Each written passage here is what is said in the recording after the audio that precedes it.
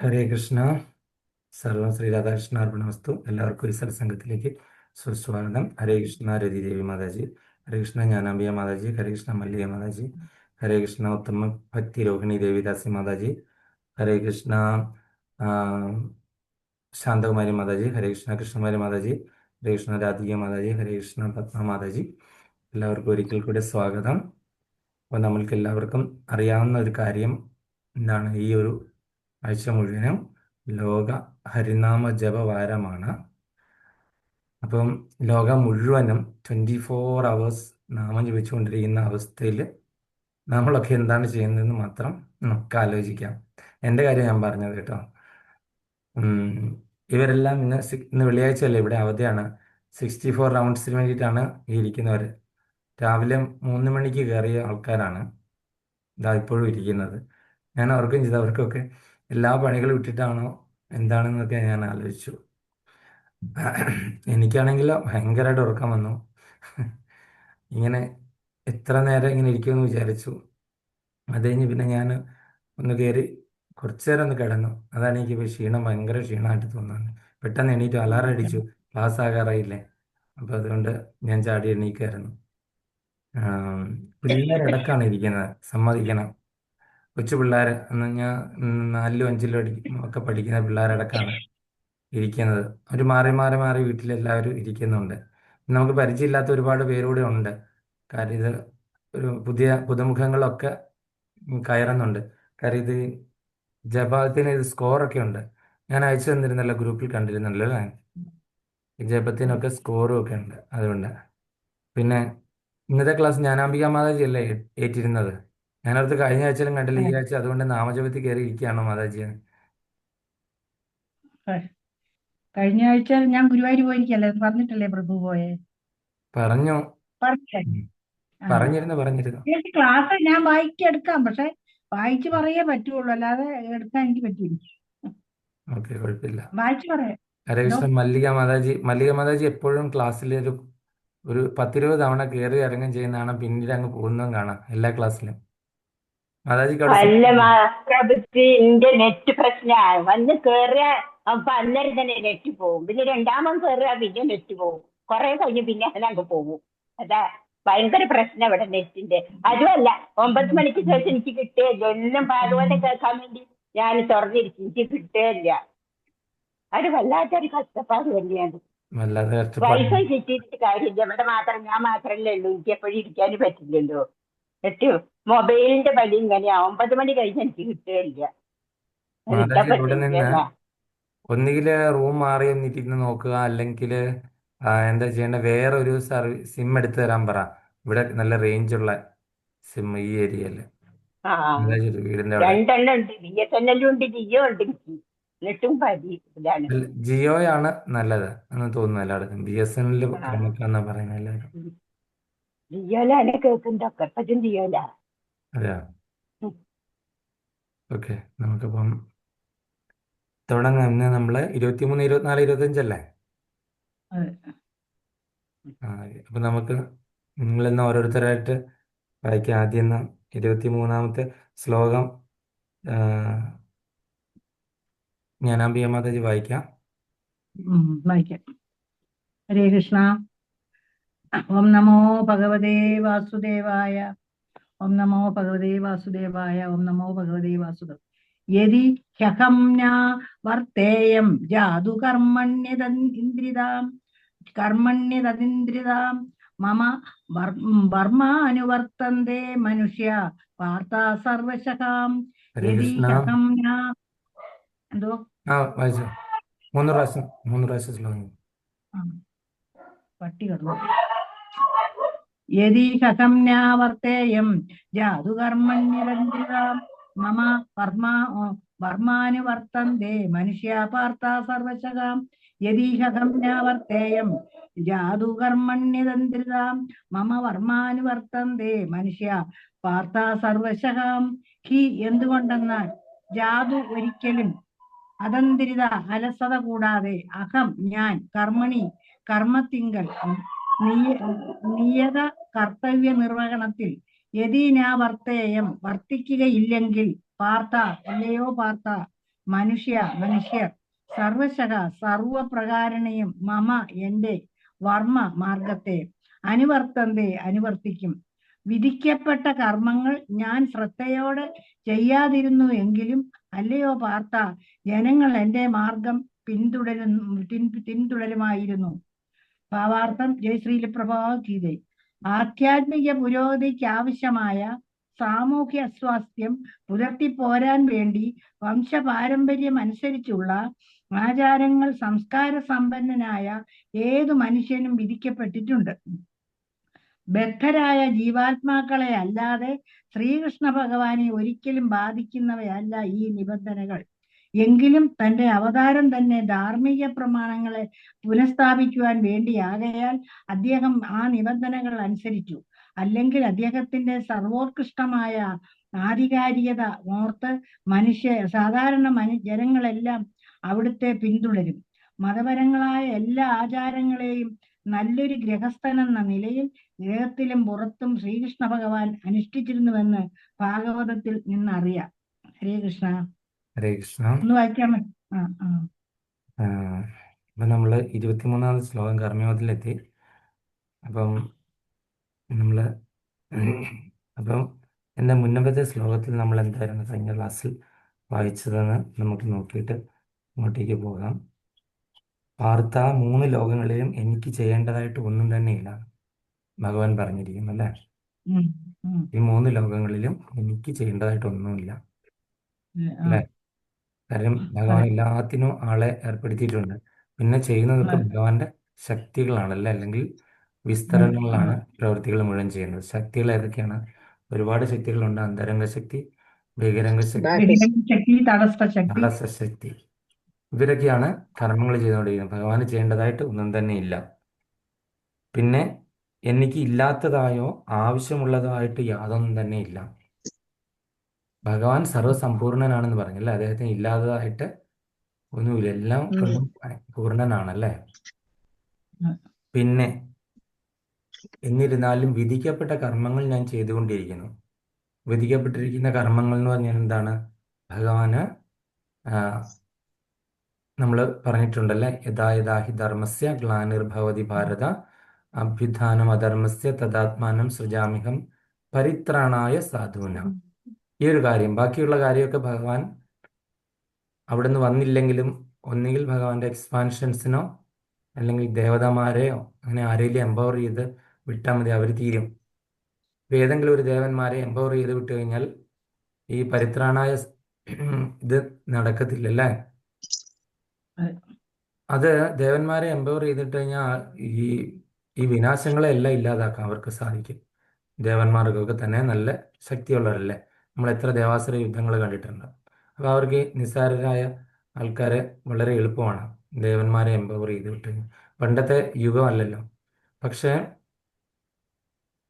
ഭഗവാൻ ഇവിടെ വരുന്നതിൻ്റെ ഉദ്ദേശം എന്താണ്?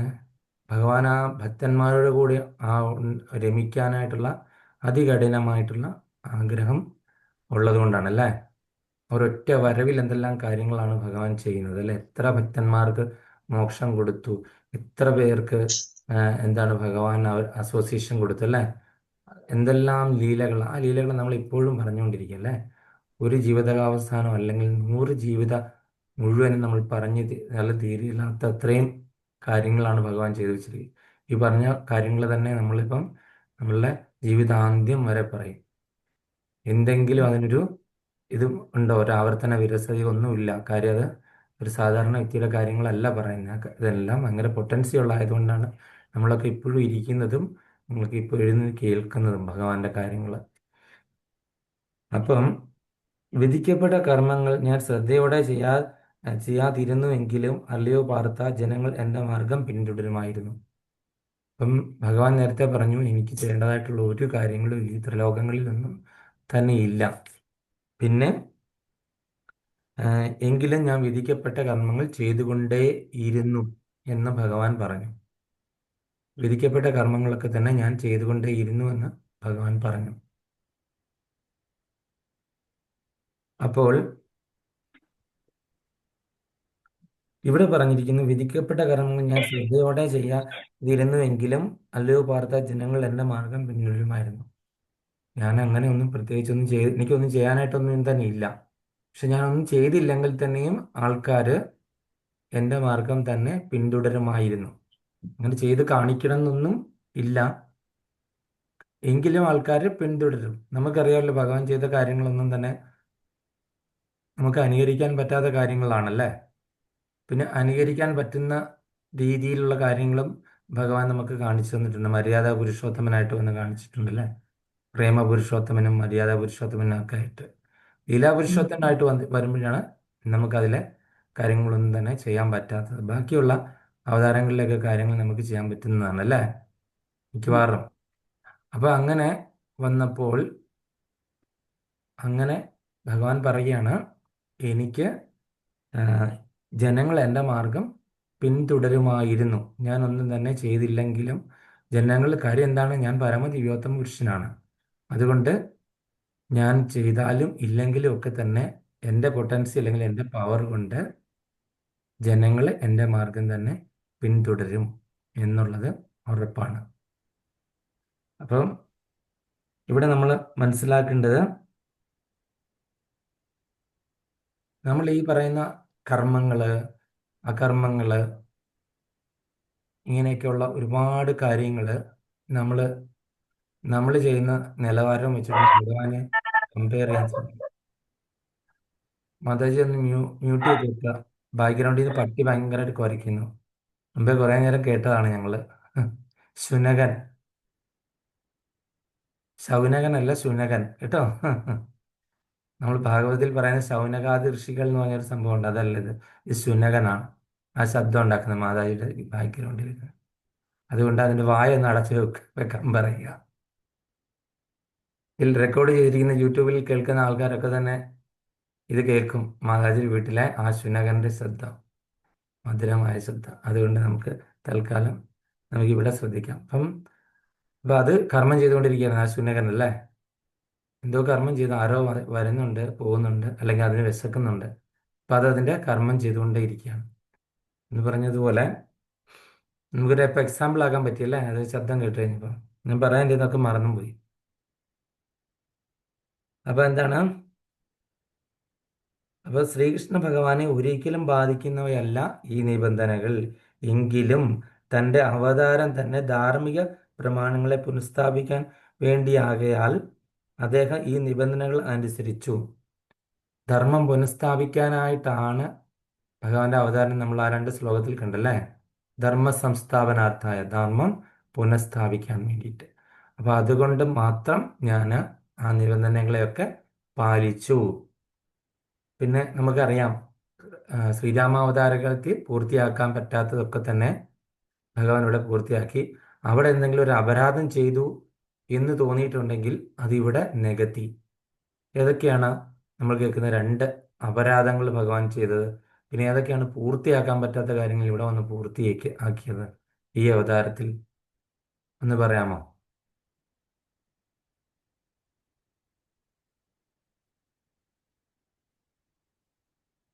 ആർക്കും അറിയത്തില്ലേ?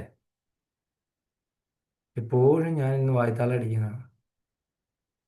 രതിദേവി മാതാജി ബാലിയെ നിഗ്രഹിച്ചത് അതെ, ആണ് പ്രഭു.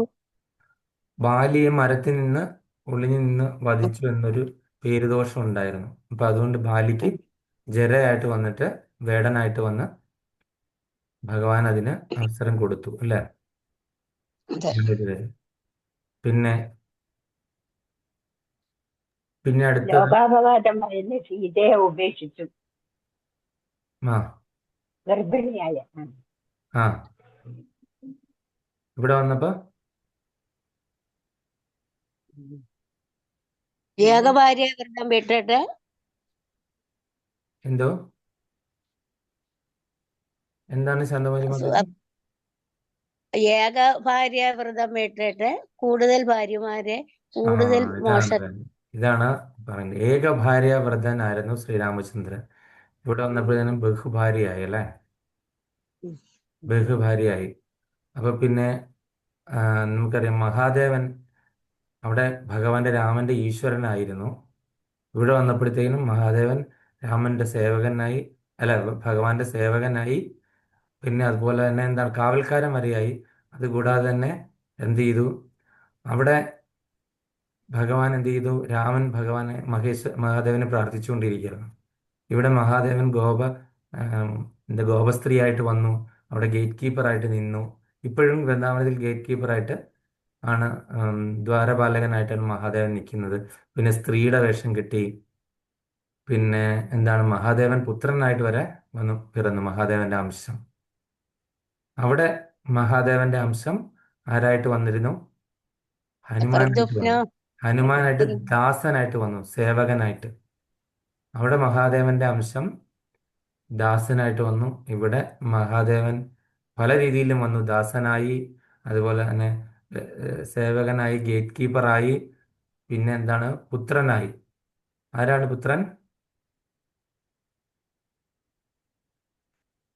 ഈ ലീലകളെ മുഴുവൻ അവസാനിപ്പിക്കാൻ വേണ്ടിയിട്ട് മഹാദേവൻ എന്ത് പ്രദ്യുപ് ചെയ്തു? ഭഗവാന്റെ പുത്രനായിട്ട് അവതരിച്ചു. അതാരാണ്? പ്രദ്യുപ്ന അല്ല, സാമ്പൻ സാമ്പൻ സാമ്പൻ. സാമ്പൻ മഹാദേവന്റെ അംശ അവതാരമാണ് സാമ്പൻ. ആ സാമ്പൻ ഉം. മുഖാന്തരമാണ് ആ കുലം തന്നെ, യദുകുലം തന്നെ അവസാനിക്കുന്നത്. എങ്ങനെയായിരുന്നു സാമ്പൻ എന്താണ് ചെയ്തത്?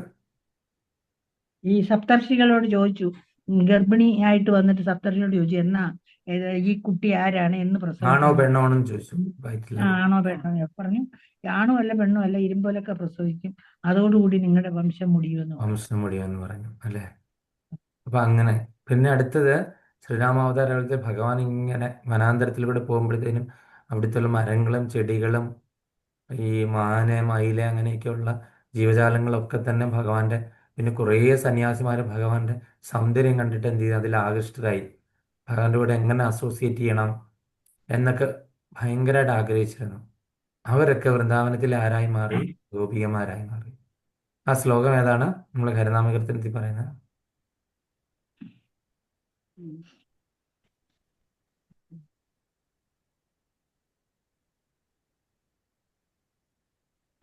ഒരക്ഷരം പറഞ്ഞാ പറയാം. തപം കുളിർനിലാവെന്നു യാവെന്നു നമ്പിയോട് തമ്പിയോട് എമ്മേ എന്നെ പറഞ്ഞു പിരിഞ്ഞു നിജപത്നി തന്നെ പിരിഞ്ഞളവ് തിരിഞ്ഞ തന്നെ പിരിഞ്ഞു മറുകിച്ച മൃഗാക്ഷികളെ പക്ഷികളെ വൃന്ദാവനത്തിലത നാരായണായ നമാം. അല്ലേ? ഈ കുളിർനിലാവ് കണ്ടിട്ട് വിരഹവേദനയോടുകൂടി നടക്കുന്ന ശ്രീരാമചന്ദ്രൻ എന്നാണ് നടക്കുക. അവിടെ നമ്മൾ വൃന്ദാവനത്തിൽ ചെന്നപ്പോഴത്തേക്കിനും എന്താണ് കാണുന്നത്? എന്ത് ചെയ്തു? ഭഗവാനെ അന്വേഷിച്ചിട്ട് എന്ത് ചെയ്തു? ഈ ഗോപികമാരെല്ലാരും കാണുന്ന മരത്തിനോടും മൃഗങ്ങളോടും പശുക്കളോടും ചോദിക്കുക, നീ എൻ്റെ കൃഷ്ണനെ കണ്ടോ, എൻ്റെ കൃഷ്ണനെ കണ്ടോ? ഇവിടെ ശ്രീരാമചന്ദ്രൻ മരങ്ങളോടും പുൽക്കൊടിയോടും ഒക്കെ ചോദിച്ചു, നീ എൻ്റെ സീതാദേവിയെ കണ്ടോ എന്ന് ചോദിച്ചു. അവിടെ സീതാവിരഹം, ഇവിടെ എന്താണ്? കൃഷ്ണവിരഹം. അപ്പം നോക്കിയേ, എല്ലാം ഒരു അവിടെ ചെയ്യാൻ ബാക്കിയിട്ടിരുന്നെല്ലാം പൂർത്തിയാക്കാൻ പറ്റാത്തതും അവിടെ. പിന്നെ നമ്മൾ ഒരു കാര്യം കൂടെ കണ്ടു, ഭഗവാനെ കിട്ടാനായിട്ട് ഒരാൾക്ക് ഭയങ്കര ആഗ്രഹമായിരുന്നു. അങ്ങനെ ആഗ്രഹത്തിന്റെ പുറത്ത് വന്നിരുന്ന ഒരാളെ ഇവിടെ ആഗ്രഹ പൂർത്തീകരണം നടത്തി. ആരായിരുന്നു അത്?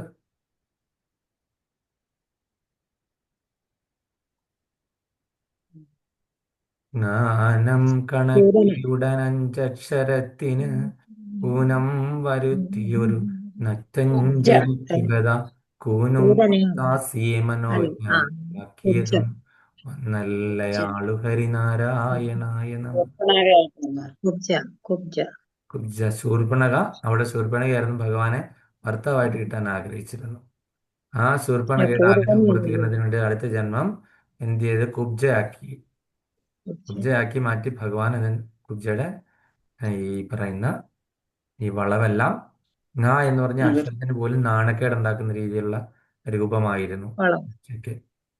അപ്പൊ അത് ഭഗവാൻ നിർത്തി അതിസുന്ദരിയായിട്ടുള്ള ഒരു യുവതിയായി മാറി കുബ്ജ.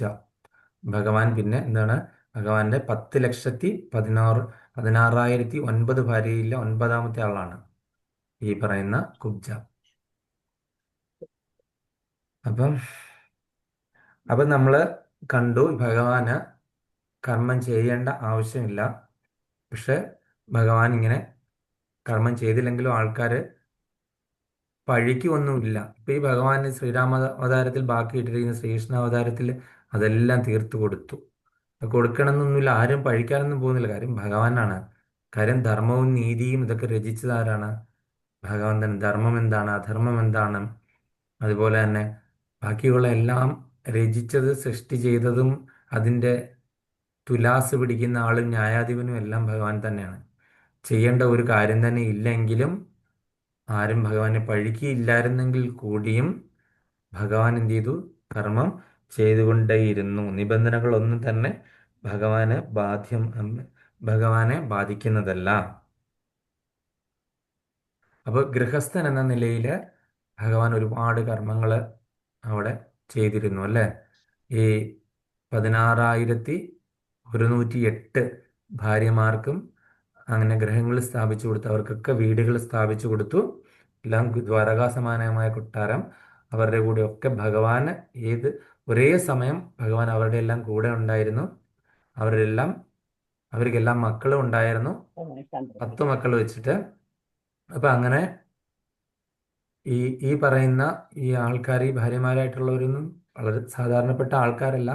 ജന്മാന്തരങ്ങളായിട്ട് ഭഗവാനുമായിട്ട് അസോസിയേറ്റ് ചെയ്യാനായിട്ട് കാത്തിരുന്ന സന്യാസി. പൂതനയല്ലേ പ്രഭു കുബ്ജിയായിട്ട് വരുന്നത്? അല്ല, അല്ല, ശൂർപ്പണ. അല്ല. കുബ്ജ പൂ- ശൂർപ്പണ. പൂതനയാ അമ്മയാവാനുള്ള പ്രാർത്ഥനയായിരുന്നു. ഇതിപ്പം ഈ ശൂർപ്പണ. രാമായണം മുഴുവൻ വായിച്ചു കഴിഞ്ഞിട്ട് എന്താണ് രാമൻ സീതയുടെ ആരാണെന്നൊക്കെ ചോദിക്കുന്ന പഴഞ്ചൊല്ല് പറയുന്നതല്ലേ? അല്ലേ? ശൂർപ്പണ. ഉം. അപ്പം ശൂർപ്പണഖ അല്ല, ഈ പൂതന പൂർവ്വജന്മത്തിൽ ആരായിരുന്നു? ശൂർപ്പണ ആഗ്രഹിച്ചതല്ല, കൃഷ്ണനെ അമ്മയായി കിട്ടണമെന്ന് ആഗ്രഹിച്ചു. ഉം. ശൂർപ്പണഖ പിന്നെ മഹാബലിന്റെ മഹാബലിയുടെ മോള്. അങ്ങനായിരുന്നു.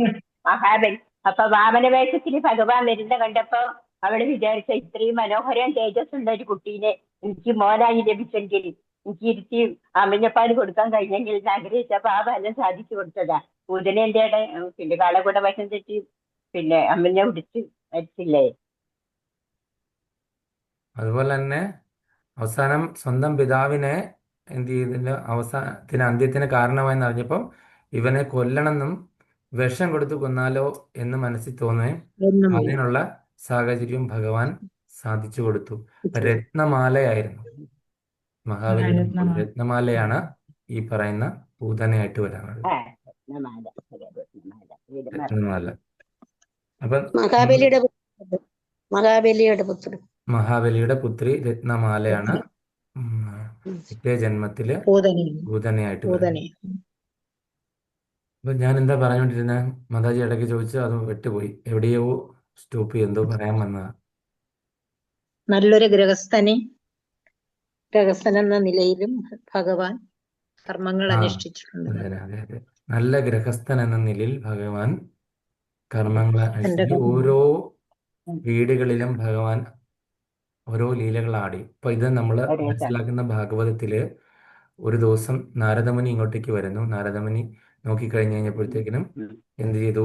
രുക്മിണിയുടെ ഗൃഹത്തിലിരുന്ന് രുക്മിണിയായിട്ട് എന്താ പറഞ്ഞ ഭയങ്കര എനിക്ക് രുക്മിണിയായിട്ട് ചെസ് കളിയായിരുന്നോ എന്ന് എനിക്കറിയത്തില്ല. ഇത് കളിച്ചുകൊണ്ടിരിക്കുന്നു, ചതുരംഗം കളിച്ചുകൊണ്ടിരിക്കുന്നു. എനിക്കൊരറിയത്തില്ല ഇനി രുക്മിണിയായിട്ട് വാക്തർക്കങ്ങളില്ല. ഇതിലേതാണെന്ന് എനിക്കറിയത്തില്ല. വാഗ്വാദങ്ങൾ. ഞാൻ ഈ പറയുന്നതിൽ അങ്ങോട്ടും ഇങ്ങോട്ടും മാറ്റം വരുന്നെങ്കിൽ നിങ്ങൾ ക്ഷമിക്കുക. ഭാഗവതം വായിക്കുന്നവർക്കറിയാം. പിന്നെ അടുത്ത ഗൃഹത്തിൽ ചെന്നിട്ട് ജാമ്പവതിയുടെ അടുക്ക. ജാമ്പവതി ആരുടെ മകനാണ്?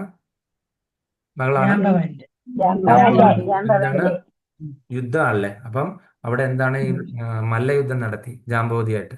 ജാമ്പവതിക്ക് അതാ ഇഷ്ടം അല്ലേ? അപ്പൊ ജാമ്പവതിക്ക് ഓരോരുത്തർക്കും എന്താണ് ഇഷ്ടം അതിൽ വ്യാപൃതരായി. സത്യഭാമയ്ക്ക് വേറൊരു ഇഷ്ടമാണ്. ബാക്കിയുള്ള തന്നെ ലക്ഷ്മണയ്ക്കും ഭദ്രയ്ക്കും അവർക്കൊക്കെ ഓരോ ഇഷ്ടം. അപ്പൊ അവരുടെ എല്ലാം വീടുകളിൽ നാരദമുനി ചെല്ലുമ്പോൾ അവിടെ എല്ലാം ഭഗവാൻ ഇരിപ്പുകൊണ്ട് ഓരോന്ന് ചെയ്തുകൊണ്ട്, ഒരിടത്ത് ചെസ്സ് കളിക്കുവാണെന്നുണ്ടെങ്കിൽ ഒരിടത്ത് മല്ലയുദ്ധം നടത്തുന്നു, ഒരിടത്ത് എന്ത് ചെയ്തു? പ്രശ്നോത്തരി നടത്തുന്നു, വാഗ്വാദങ്ങൾ നടത്തുന്നു. ഇങ്ങനെ ഒരു 10 വീടുകളിൽ ചെന്നപ്പോഴത്തേനും നാരദമുനിക്ക് മതിയായി.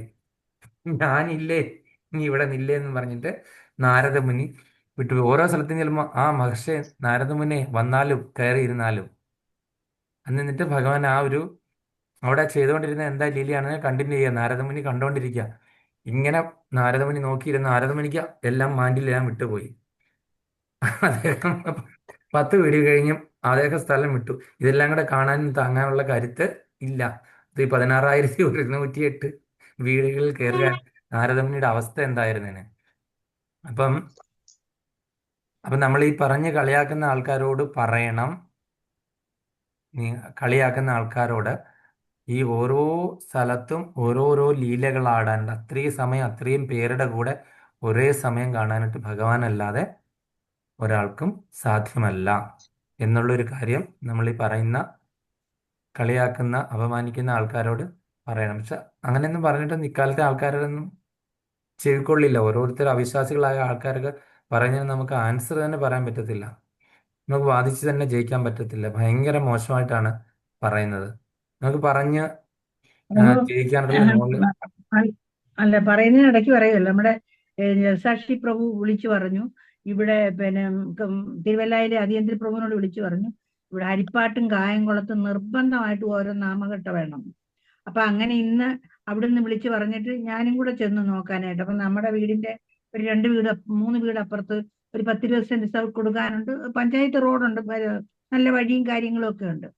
അപ്പം അവിടെ ഞങ്ങൾ നേരത്തെ ചെന്ന് നോക്കിയപ്പോഴത്തേക്ക് ഇങ്ങനെ പറഞ്ഞായിരുന്നു. പക്ഷെ അവര് ആർക്കാ എന്താണെന്നൊന്നും ചോദിച്ചില്ല. അത് കഴിഞ്ഞപ്പോഴാണ് ഇസ്കോണിനാണെന്ന് അറിയുന്നത്. അപ്പൊ ഇന്ന് ചെന്നപ്പോ അവര് പറയുക, ഓ അതൊന്നും വന്നാൽ ശരിയാകത്തില്ല, ഇസ്കോണൊന്നും വന്നാൽ ശരിയാകത്തില്ല, അതുകൊണ്ട് ഇപ്പൊ തൽക്കാലം കൊടുക്കുന്നില്ല. ഇസ്കോണൊന്നും വന്നാൽ ശരിയാവത്തില്ലെന്ന് പറയും. ഞങ്ങൾക്ക് വിഷമമായി.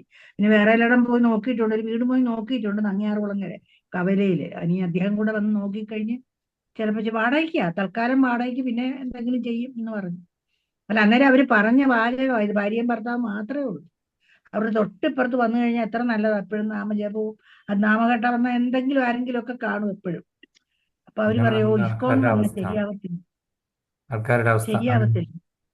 അപ്പം ഓ അന്നേരം അതുകൊണ്ടാണ് പറയുന്നത്, നമ്മൾക്കൊന്നും അവരോടൊന്നും പറഞ്ഞ് ജയിക്കാനോ അവരെ മനസ്സിലാക്കാനോ നമ്മൾ ആളല്ല. അത്രയ്ക്ക് ബുദ്ധിമുട്ടാണ്. ഞാൻ ഇപ്പം ഒരാളോടും തർക്കിക്കാനൊന്നും പോകാറില്ല. പണ്ടൊക്കെ ഞാൻ നമ്മളുടെ ഈ ജ്ഞാനത്തിനൊന്നും, അല്ലെങ്കിൽ മനോഹര ഗൗരദാസ് പ്രഭുവിനെ പോലുള്ള ആൾക്കാരായിരിക്കണം ഇവരെയൊക്കെ. അതുപോലെ തന്നെ നമ്മളുടെ തന്നെ ചില ആൾക്കാർ, ചില ദേശീയ ബോധത്തിൽ പ്രവർത്തിക്കുന്ന ആൾക്കാർ ഒട്ടും തന്നെ വിശ്വസിക്കുന്നില്ല. അവരൊക്കെ ഉള്ള ക്ലാസ്സുകളും ബൗദ്ധികമൊക്കെ എടുക്കുന്നത് എന്താണ്, അവർ പറയുന്നത് ഇതൊക്കെ സങ്കല്പമാണ്. ഈ ഭഗവാൻ ഗോവർദ്ധനം ഉയർത്തി എന്നൊക്കെ പറയുന്നത് അതൊരു വെറും കഥയാണ്. ഭഗവാൻ എന്താ ഉയർത്താൻ പറ്റത്തില്ല. വാ വിളിച്ചു ഇത് നിങ്ങൾ കണ്ടെന്നൊക്കെ ഒരു നിങ്ങൾ കഥയായിട്ട് കണ്ടോ കൊടുക്കുക. എന്ന് ചോദിച്ചാൽ തീർന്നില്ല. നിങ്ങൾ കണ്ടോ, നിങ്ങൾക്ക് എങ്ങനെ അറിയാം, തെളിവുണ്ടോ എന്നൊക്കെ ചോദിച്ചാൽ എന്ത് ചെയ്യും? ഇവര് നമ്മുടെ ഇതൊക്കെ കഥ കൂട്ടത്തിലുള്ള എഴുതി ആൾക്കാർ, കഥ എഴുതി പുറത്തുള്ള ആൾക്കാർ വെച്ചിരിക്കുന്നതൊക്കെ എന്തും പറഞ്ഞു. പറയട്ടെ, മറ്റുള്ള ആ, സംസ്കാരത്തിൽപ്പെട്ടവർ എന്തും പറഞ്ഞോട്ടെ, നമുക്കതിനെ ഒരു കുഴപ്പമില്ല. നമ്മളുടെ ഇതിൽ ഹൈന്ദവതയിൽ ജനിച്ചിട്ട് നമ്മളെ പറ്റി കുറ്റം പറയുന്ന അവരെ നമുക്ക് ഒരിക്കലും വായിച്ചിരിക്കാൻ പറ്റത്തില്ല. അതും ഏറ്റവും വലിയ രാഷ്ട്രബോധമുള്ള സംഘടനകളും നമ്മളുടെ ഈ രാജ്യത്തിന് വേണ്ടി പ്രവർത്തിക്കുന്ന സംഘടനകളിലെ ആൾക്കാർ പറയുന്നതാണ് ഇങ്ങനെ. അപ്പോൾ ഇതുപോലെയുള്ള ആൾക്കാർ എന്താണ്, നമ്മളുടെ മതവും നമ്മളെയും സംരക്ഷിക്കാനായിട്ട് പോയി കഴിഞ്ഞു കഴിഞ്ഞാൽ എങ്ങനെ ശരിയാകും? ആദ്യം സ്വന്തം ഭഗവാൻ ഏതാണെന്ന് മനസ്സിലാക്കുക. അതുപോലെ തന്നെ ഭഗവാൻ ഏതാണെന്ന് മനസ്സിലാക്കിയിട്ട് ആ ഭഗവാൻ പറഞ്ഞിരിക്കുന്ന കാര്യങ്ങളൊക്കെ അനുസരിച്ചിട്ട് ജീവിച്ച് മറ്റുള്ളവർക്ക് മാതൃകയായിട്ടുള്ള ചെയ്യേണ്ട. എന്നിട്ട് രാഷ്ട്രത്തെ രക്ഷിക്കാൻ നോക്കി കഴിഞ്ഞു കഴിഞ്ഞാൽ ഭഗവാൻ കൂടെ ഉണ്ടാകും നമ്മളുടെ കൂടെ. ഇതാണോ അവർ ചെയ്യുന്നത്? അല്ല. എന്ത് ചെയ്യാം? ആ, അവരെ ഒന്നും പറഞ്ഞാൽ ഒരിക്കലും മാറാൻ ഒരിക്കലും പറ്റത്തില്ല. അത്രയ്ക്ക് ശക്തമായിട്ടാണ് ഇവരുടെ മറുപടി. മറ്റു മുസ്ലിങ്ങളെയൊക്കെ ആണെങ്കിൽ അതുകൊണ്ടല്ല എന്തുകൊണ്ടാണ് ശ്രീലപ്രഭാതർ വിദേശത്തേക്ക് പോയത്? അവർക്ക് സീറോ നോളജ് ആണല്ലേ. കൃഷ്ണൻ ആരാണെന്നോ രാധ ആരാണെന്നോ ജഗന്നാഥ് ആരാണെന്നോ ഒന്നും അറിയത്തില്ല. അവരോട് എന്ത് പറഞ്ഞാലും അവർ അതേപടി വിശ്വസിച്ച് അവരിവിടെ വന്നു കഴിഞ്ഞപ്പോഴത്തേന് ഭഗവാന്റെ നാമത്തിന്റെയും ഇതിന്റെയും ഭഗവത്ഗീതയുടെ ഇതിൻ്റെയൊക്കെ പൊട്ടൻസി കൊണ്ട്, ജഗന്നാഥന്റെ ഒക്കെ കൃപ കൊണ്ട് അവരൊക്കെ നിന്ന് തപ്പി വന്നു, ഒരു ചോദ്യം പോലും ചോദിക്കാതെ. അവരൊക്കെ ഭയങ്കര സ്കോളേഴ്സായി ഇതെല്ലാം പഠിച്ചിട്ട് പിന്നെ വ്യാഖ്യാനമൊക്കെ എഴുതുന്നു. ഭാരതത്തിൽ അത്രയും നാളും പറഞ്ഞു നോക്കിയിട്ട് എന്തെങ്കിലും, അദ്ദേഹം 70 വയസ്സായപ്പോഴാണ് അദ്ദേഹത്തിന് ഇവിടെ പറഞ്ഞു നോക്കിയിട്ട് ഒരു കാര്യമില്ലാന്ന് മനസ്സിലായി. വിദേശത്ത് എന്ന് പറഞ്ഞ് വിദേശത്ത് നിന്ന് ഇമ്പോർട്ട് ചെയ്ത് കഴിഞ്ഞപ്പോഴത്തേക്കിനും വിദേശികൾ പറഞ്ഞപ്പോഴത്തേക്കിനും ഇതിനൊക്കെ ഡിമാൻഡായി, നമ്മൾ അംഗീകരിക്കാൻ തുടങ്ങി. കൃഷ്ണനാമം അതാണ് നമ്മളിപ്പോൾ ഹരിനാമ ആചരണ വാരാണ്. അദ്ദേഹം പോയിട്ട് എന്താണ് അതിൻ്റെ വാർഷികമാണ്. അദ്ദേഹം ഇനിങ്ങാന്നായിരുന്നല്ലോ അവിടെ ചെന്നിറങ്ങിയ ദിവസം, ബോസ്റ്റണിൽ, US-ൽ. അപ്പോൾ അവിടെ ചെന്ന് ഇറങ്ങി അവർ പറഞ്ഞാൽ മാത്രമേ നമ്മൾ വിശ്വസിക്കുകയുള്ളൂ, അല്ലെങ്കിൽ വിശ്വസിക്കത്തില്ല. അപ്പോഴത്തേന് അത്രയും മോശമായിട്ടുള്ള ഒരു സാഹചര്യത്തിൽ കൂടെയായിരുന്നു അന്ന്. അതിലും മോശമാണ് ഇന്ന്. ഇന്നിപ്പം ഈ ന്യൂജൻ ഇതാണ്, എല്ലാവരും ഉടനെ എടുത്തിട്ട് എന്ത് ചെയ്യും, ഗൂഗിൾ അല്ലെങ്കിൽ AI ഉണ്ട്, ആർട്ടിഫിഷ്യൽ ഇൻ്റലിജൻസ്, അതിലങ്ങോട്ട് ടൈപ്പ് ചെയ്ത് നോക്കും. അതിൻ്റെ അകത്തൊക്കെ എന്ത് വരുന്നോ അതാണ് നമ്മൾ അങ്ങ് വിശ്വസിക്കുന്നത്, അല്ലേ? അപ്പം നമ്മൾ അതുപോലെ തന്നെ നമ്മളുടെ ഓരോരുത്തരുടെ ലെക്ചറുകളും, നമ്മളുടെ മതത്തിൽപ്പെട്ട ആൾക്കാർ, നമ്മുടെ സംസ്കാരം തുടരുന്നവർ കാണിക്കുന്ന ഓരോ ലെക്ചറുകളും, അതുപോലെ തന്നെ യൂട്യൂബിലൊക്കെ അതിങ്ങനെ ചില വാട്സപ്പിലൊക്കെ ചിലർ മെസ്സേജൊക്കെ ഇങ്ങനെ ഫോർവേഡ് ചെയ്യും. അതൊക്കെ തന്നെ യഥാർത്ഥ വസ്തുതയെ മറച്ചു വെച്ചിട്ടാണ് ചെയ്യുന്നത്. അതുകൊണ്ടാണ് ശ്രീലപ്രഭാതർ നിങ്ങൾ വേറൊരു ഭഗവത്ഗീതയും ദയവായി വാങ്ങിച്ച് പഠിക്കരുത് എന്ന് പറയുന്നത്. ഇത് തന്നെ കൃത്യമായിട്ട് പറഞ്ഞ ഭഗവത്ഗീത യഥാരൂപം തന്നെ വായിക്കണം എന്ന് പറയുന്നതിൻ്റെ കാര്യം അതാണ്. കാര്യം മറ്റേതൊക്കെ വായിച്ചു കഴിഞ്ഞാൽ നമ്മൾ ഇതിൽ നിന്ന് ഈ മതം തന്നെ ഇതിൽ നിന്ന് തന്നെ വിട്ടുപോകും. കാര്യം കൃഷ്ണൻ ഒരു കൊലയാളിയായിട്ടും അല്ലെ സാധാരണ മനുഷ്യനായിട്ടൊക്കെയാണ് അതിൻ്റെ അതൊക്കെ പറയുന്നത്. അപ്പോൾ അതുകൊണ്ടാണ് ഈ യഥാരൂപം നമ്മൾ വായിക്കണം എന്ന് നിഷ്കർഷിച്ചിരിക്കുന്നത്. അതല്ലാതെ വേറൊന്നും തന്നെ വായിക്കരുതെന്ന് പറയുന്നതിൻ്റെ കാര്യം. അപ്പോൾ കൃഷ്ണൻ ഇതേപോലെ രുക്മിണിയായിട്ട്, ഞാൻ പലതവണ പറഞ്ഞാണ്, ഞാൻ ഒന്നുകൂടെ റിപ്പീറ്റ് ചെയ്യാം. അപ്പോൾ ഒരു ഗൃഹസ്ഥനായിട്ട് അദ്ദേഹം കർമ്മം ചെയ്യണ്ടേ.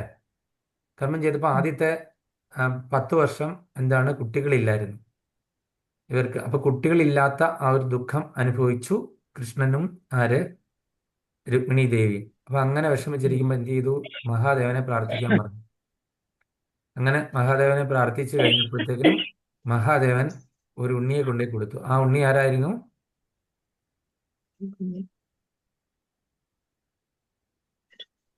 കാമദേവൻ. കാമദേവനാണ്. ഞാനത് നേരെ തിരിച്ചാ പറയാണ്ടിരുന്നത്. അപ്പോഴത്തേക്കിനും മാതാജി അത് എന്റെ ക്ലൂ പൊട്ടിച്ചു.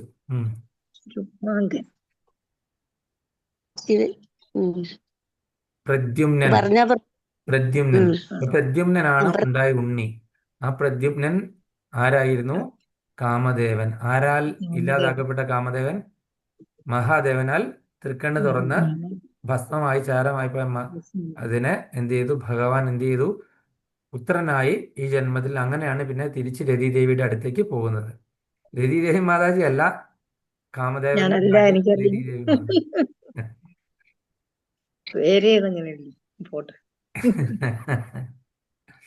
അപ്പൊ അങ്ങനെ അതാണ് ആ പ്രദ്യുമ്നൻ. അപ്പൊ അങ്ങനെ അത് കഴിഞ്ഞിട്ട് പിന്നെ ഈ കുട്ടിയെ ഒരുപാട് നാളിന് ശേഷം ഈ കുട്ടിയെ നഷ്ടപ്പെട്ടു. ഈ പ്രദ്യുമ്നെ നഷ്ടപ്പെട്ടു. ഏതോ ഒരു സമുദ്രത്തിനടിയിലോ അങ്ങനെ കണ്ട് ആരോ കൊണ്ടുപോയി വെച്ചിരിക്കുകയായിരുന്നു. പിന്നീട് വർഷങ്ങൾക്ക് ശേഷം വലുതായിട്ടാണ് തിരിച്ചു കിട്ടിയത്. അപ്പൊ പിന്നെ എന്ത് ചെയ്തു? രുക്മിണി ദേവി ഭയങ്കര പൂജകളും പ്രാർത്ഥനകളും വഴിപാടുകളും ഒക്കെ ചെയ്ത് അവിടെ കാർത്യായനി ദേവിയെ വിളിക്കുകയും ഒക്കെ ചെയ്തു. അങ്ങനെ ഇപ്പൊ ഭഗവാനും ആ ദുഃഖത്തിൽ പങ്കുചെയ്തു. ഇതെല്ലാം ഭഗവാന്റെ അറിവോടുകൂടിയാണ് സംഭവിക്കുന്നത്, അല്ലേ? അപ്പോൾ ഒരു ഗൃഹസ്ഥ ജീവിതത്തിൽ എന്തെല്ലാം പ്രശ്നങ്ങൾ ഉണ്ടാകുന്നു അതെല്ലാം ഭഗവാൻ കാണിക്കുകയാണ്. അപ്പൊ അങ്ങനെ ഇടയ്ക്കിടയ്ക്ക് ഒരു വഴക്കുണ്ടാകും. ഒരു ഗൃഹസ്ഥരാകുമ്പോഴത്തേക്കും ഭാര്യയും ഭർത്താവും തമ്മിൽ ഇടയ്ക്കിടയ്ക്ക് വഴക്കുണ്ടാകും. അപ്പൊ അതും ഭഗവാൻ അവിടെ കാണിച്ചു. എന്നിട്ട് ഒരു ദിവസം രുക്മിണി ദേവിയോട് പറയാണ് ഭഗവാൻ ഇങ്ങനെ, ഇത് ഞാൻ എന്താണ് വേറൊരു നീയൊക്കെ വിചാരിക്കും ഞാനൊരു സ്ത്രീലമ്പടനാണെന്നല്ലേ, ഒന്നിനും കൊള്ളാത്തവനാണ് എന്നൊക്കെ നീ വിചാരിക്കുന്നുണ്ടായിരിക്കും, അല്ലേ? അപ്പോൾ ഒട്ടും അങ്ങനെയാണെങ്കിൽ ഒട്ടും എന്താണ് ഇവിടെ നിൽക്കണമെന്നില്ല. അവിടെ ഇപ്പോഴും ശിശുപാലൻ കാത്തിരിക്കുകയാണ്, കല്യാണമൊന്നും കഴിച്ചിട്ടില്ല. അപ്പോൾ അതുകൊണ്ട് നിനക്ക് ഞാൻ പൂർണ്ണ അനുമതി തന്നിരിക്കുന്നു, നിനക്ക് ശിശുപാലൻ്റെ അടുത്തേക്ക് പോകാം എന്നൊക്കെ പറഞ്ഞിട്ട് ഞാനീ പറഞ്ഞ ലാംഗ്വേജിലല്ല, ഭാഗവത്തിൽ എഴുതിയിരിക്കുന്ന അതൊന്ന് വായിക്കണം, ഭയങ്കര രസം. ഞാനിപ്പോൾ കൃത്യമായിട്ട് അന്ന് ആ ലെക്ചർ കേട്ടപ്പോൾ എനിക്ക് കൃത്യമായിട്ട് ആ ഭാഷ അറിയായിരുന്നു. ഇപ്പം ഞാൻ മറന്നുപോയി. അത് കേൾക്കണം ഭഗവാൻ പറയുന്നത്. ആ ഭഗവാൻ അങ്ങനെ പറഞ്ഞു കഴിഞ്ഞപ്പോഴത്തേക്കും രുക്മിണി ദേവി എന്ത് ചെയ്യും? തല കറങ്ങി പെട്ടെന്ന് വീണു അവിടെ. ഉദയം ഭഗവാൻ ഓടിക്കൊണ്ടുവന്നിട്ട് വെള്ളമെല്ലാം തളിച്ച് അതുപോലെ തന്നെ പറഞ്ഞു, എന്താ പറഞ്ഞ്, എൻ്റെ ഭക്തരൊക്കെ എന്താണ് ഭയങ്കര ദരിദ്രരാണ്, നിന്റെ ഭക്തരൊക്കെയോ ഭയങ്കര ധനികരും. അപ്പൊ അതുകൊണ്ട് നമ്മൾ തമ്മിൽ ഒട്ടും ചേരില്ല ഒരിക്കലും. അതുകൊണ്ട് ചേരുന്ന ആള് ഇപ്പോഴും കാത്തവിടെ ഇരിപ്പുണ്ട്. അപ്പത്തിന് അങ്ങോട്ടേക്ക് തിരിച്ചു പോക്കൂ, സ്വന്തം ആങ്ങളയുടെ ഒക്കെ അടുത്തേക്ക്, രുക്മിണിയുടെ അടുത്തേക്ക് തിരിച്ചെത്ത്. ശിശുപാലൻ അവിടെ കാത്തിരിപ്പുണ്ട്, വിവാഹം കഴിക്കാം എന്നൊക്കെ ഇങ്ങനെ പറഞ്ഞപ്പോൾ രുക്മിണീദേവി ബോധക്ഷയൊക്കെ കഴിഞ്ഞിട്ട് എണീറ്റ് വന്നു കഴിഞ്ഞപ്പോഴത്തേനും പറഞ്ഞു, അങ്ങ് പറഞ്ഞ ഒരു കാര്യം ഞാൻ സമ്മതിക്കുന്നു, നമ്മൾ തമ്മിൽ ഒരിക്കലും ചേരില്ല. അതെന്നാന്ന് വെച്ച് കഴിഞ്ഞാൽ അങ്ങയുടെ ഭക്തന്മാർ ഭയങ്കര ദരിദ്രരാണെന്ന് ഞാൻ സമ്മതിക്കുന്നു. പക്ഷെ അങ്ങയുടെ ഭക്തർക്ക് എന്താണ്, എത്ര ദരിദ്രരായാലും അങ്ങയെ ഒഴിച്ച് വേറെ ആരെയും വേണ്ട. പക്ഷെ എൻ്റെ ഭക്തര് എന്നെ വിളിക്കുന്നത് എന്തിനാണ്? കളഞ്ഞു. ധനത്തിന് വേണ്ടിയിട്ടാണ്. അത് കിട്ടിക്കഴിഞ്ഞാൽ ആരും എന്നെ തിരിഞ്ഞു നോക്കത്തില്ല, ഒരാളും ഒരു താങ്ക്സ് പോലും പറയില്ല. ഇതാണ് വ്യത്യാസം. അങ്ങ് പറഞ്ഞു വ്യത്യാസം ഉണ്ടെന്ന്, പക്ഷെ പൂർണ്ണമായിട്ട് സത്യമാണ്. അതിൻ്റെ ആ സത്യസന്ധത ഇങ്ങനെയാണ്.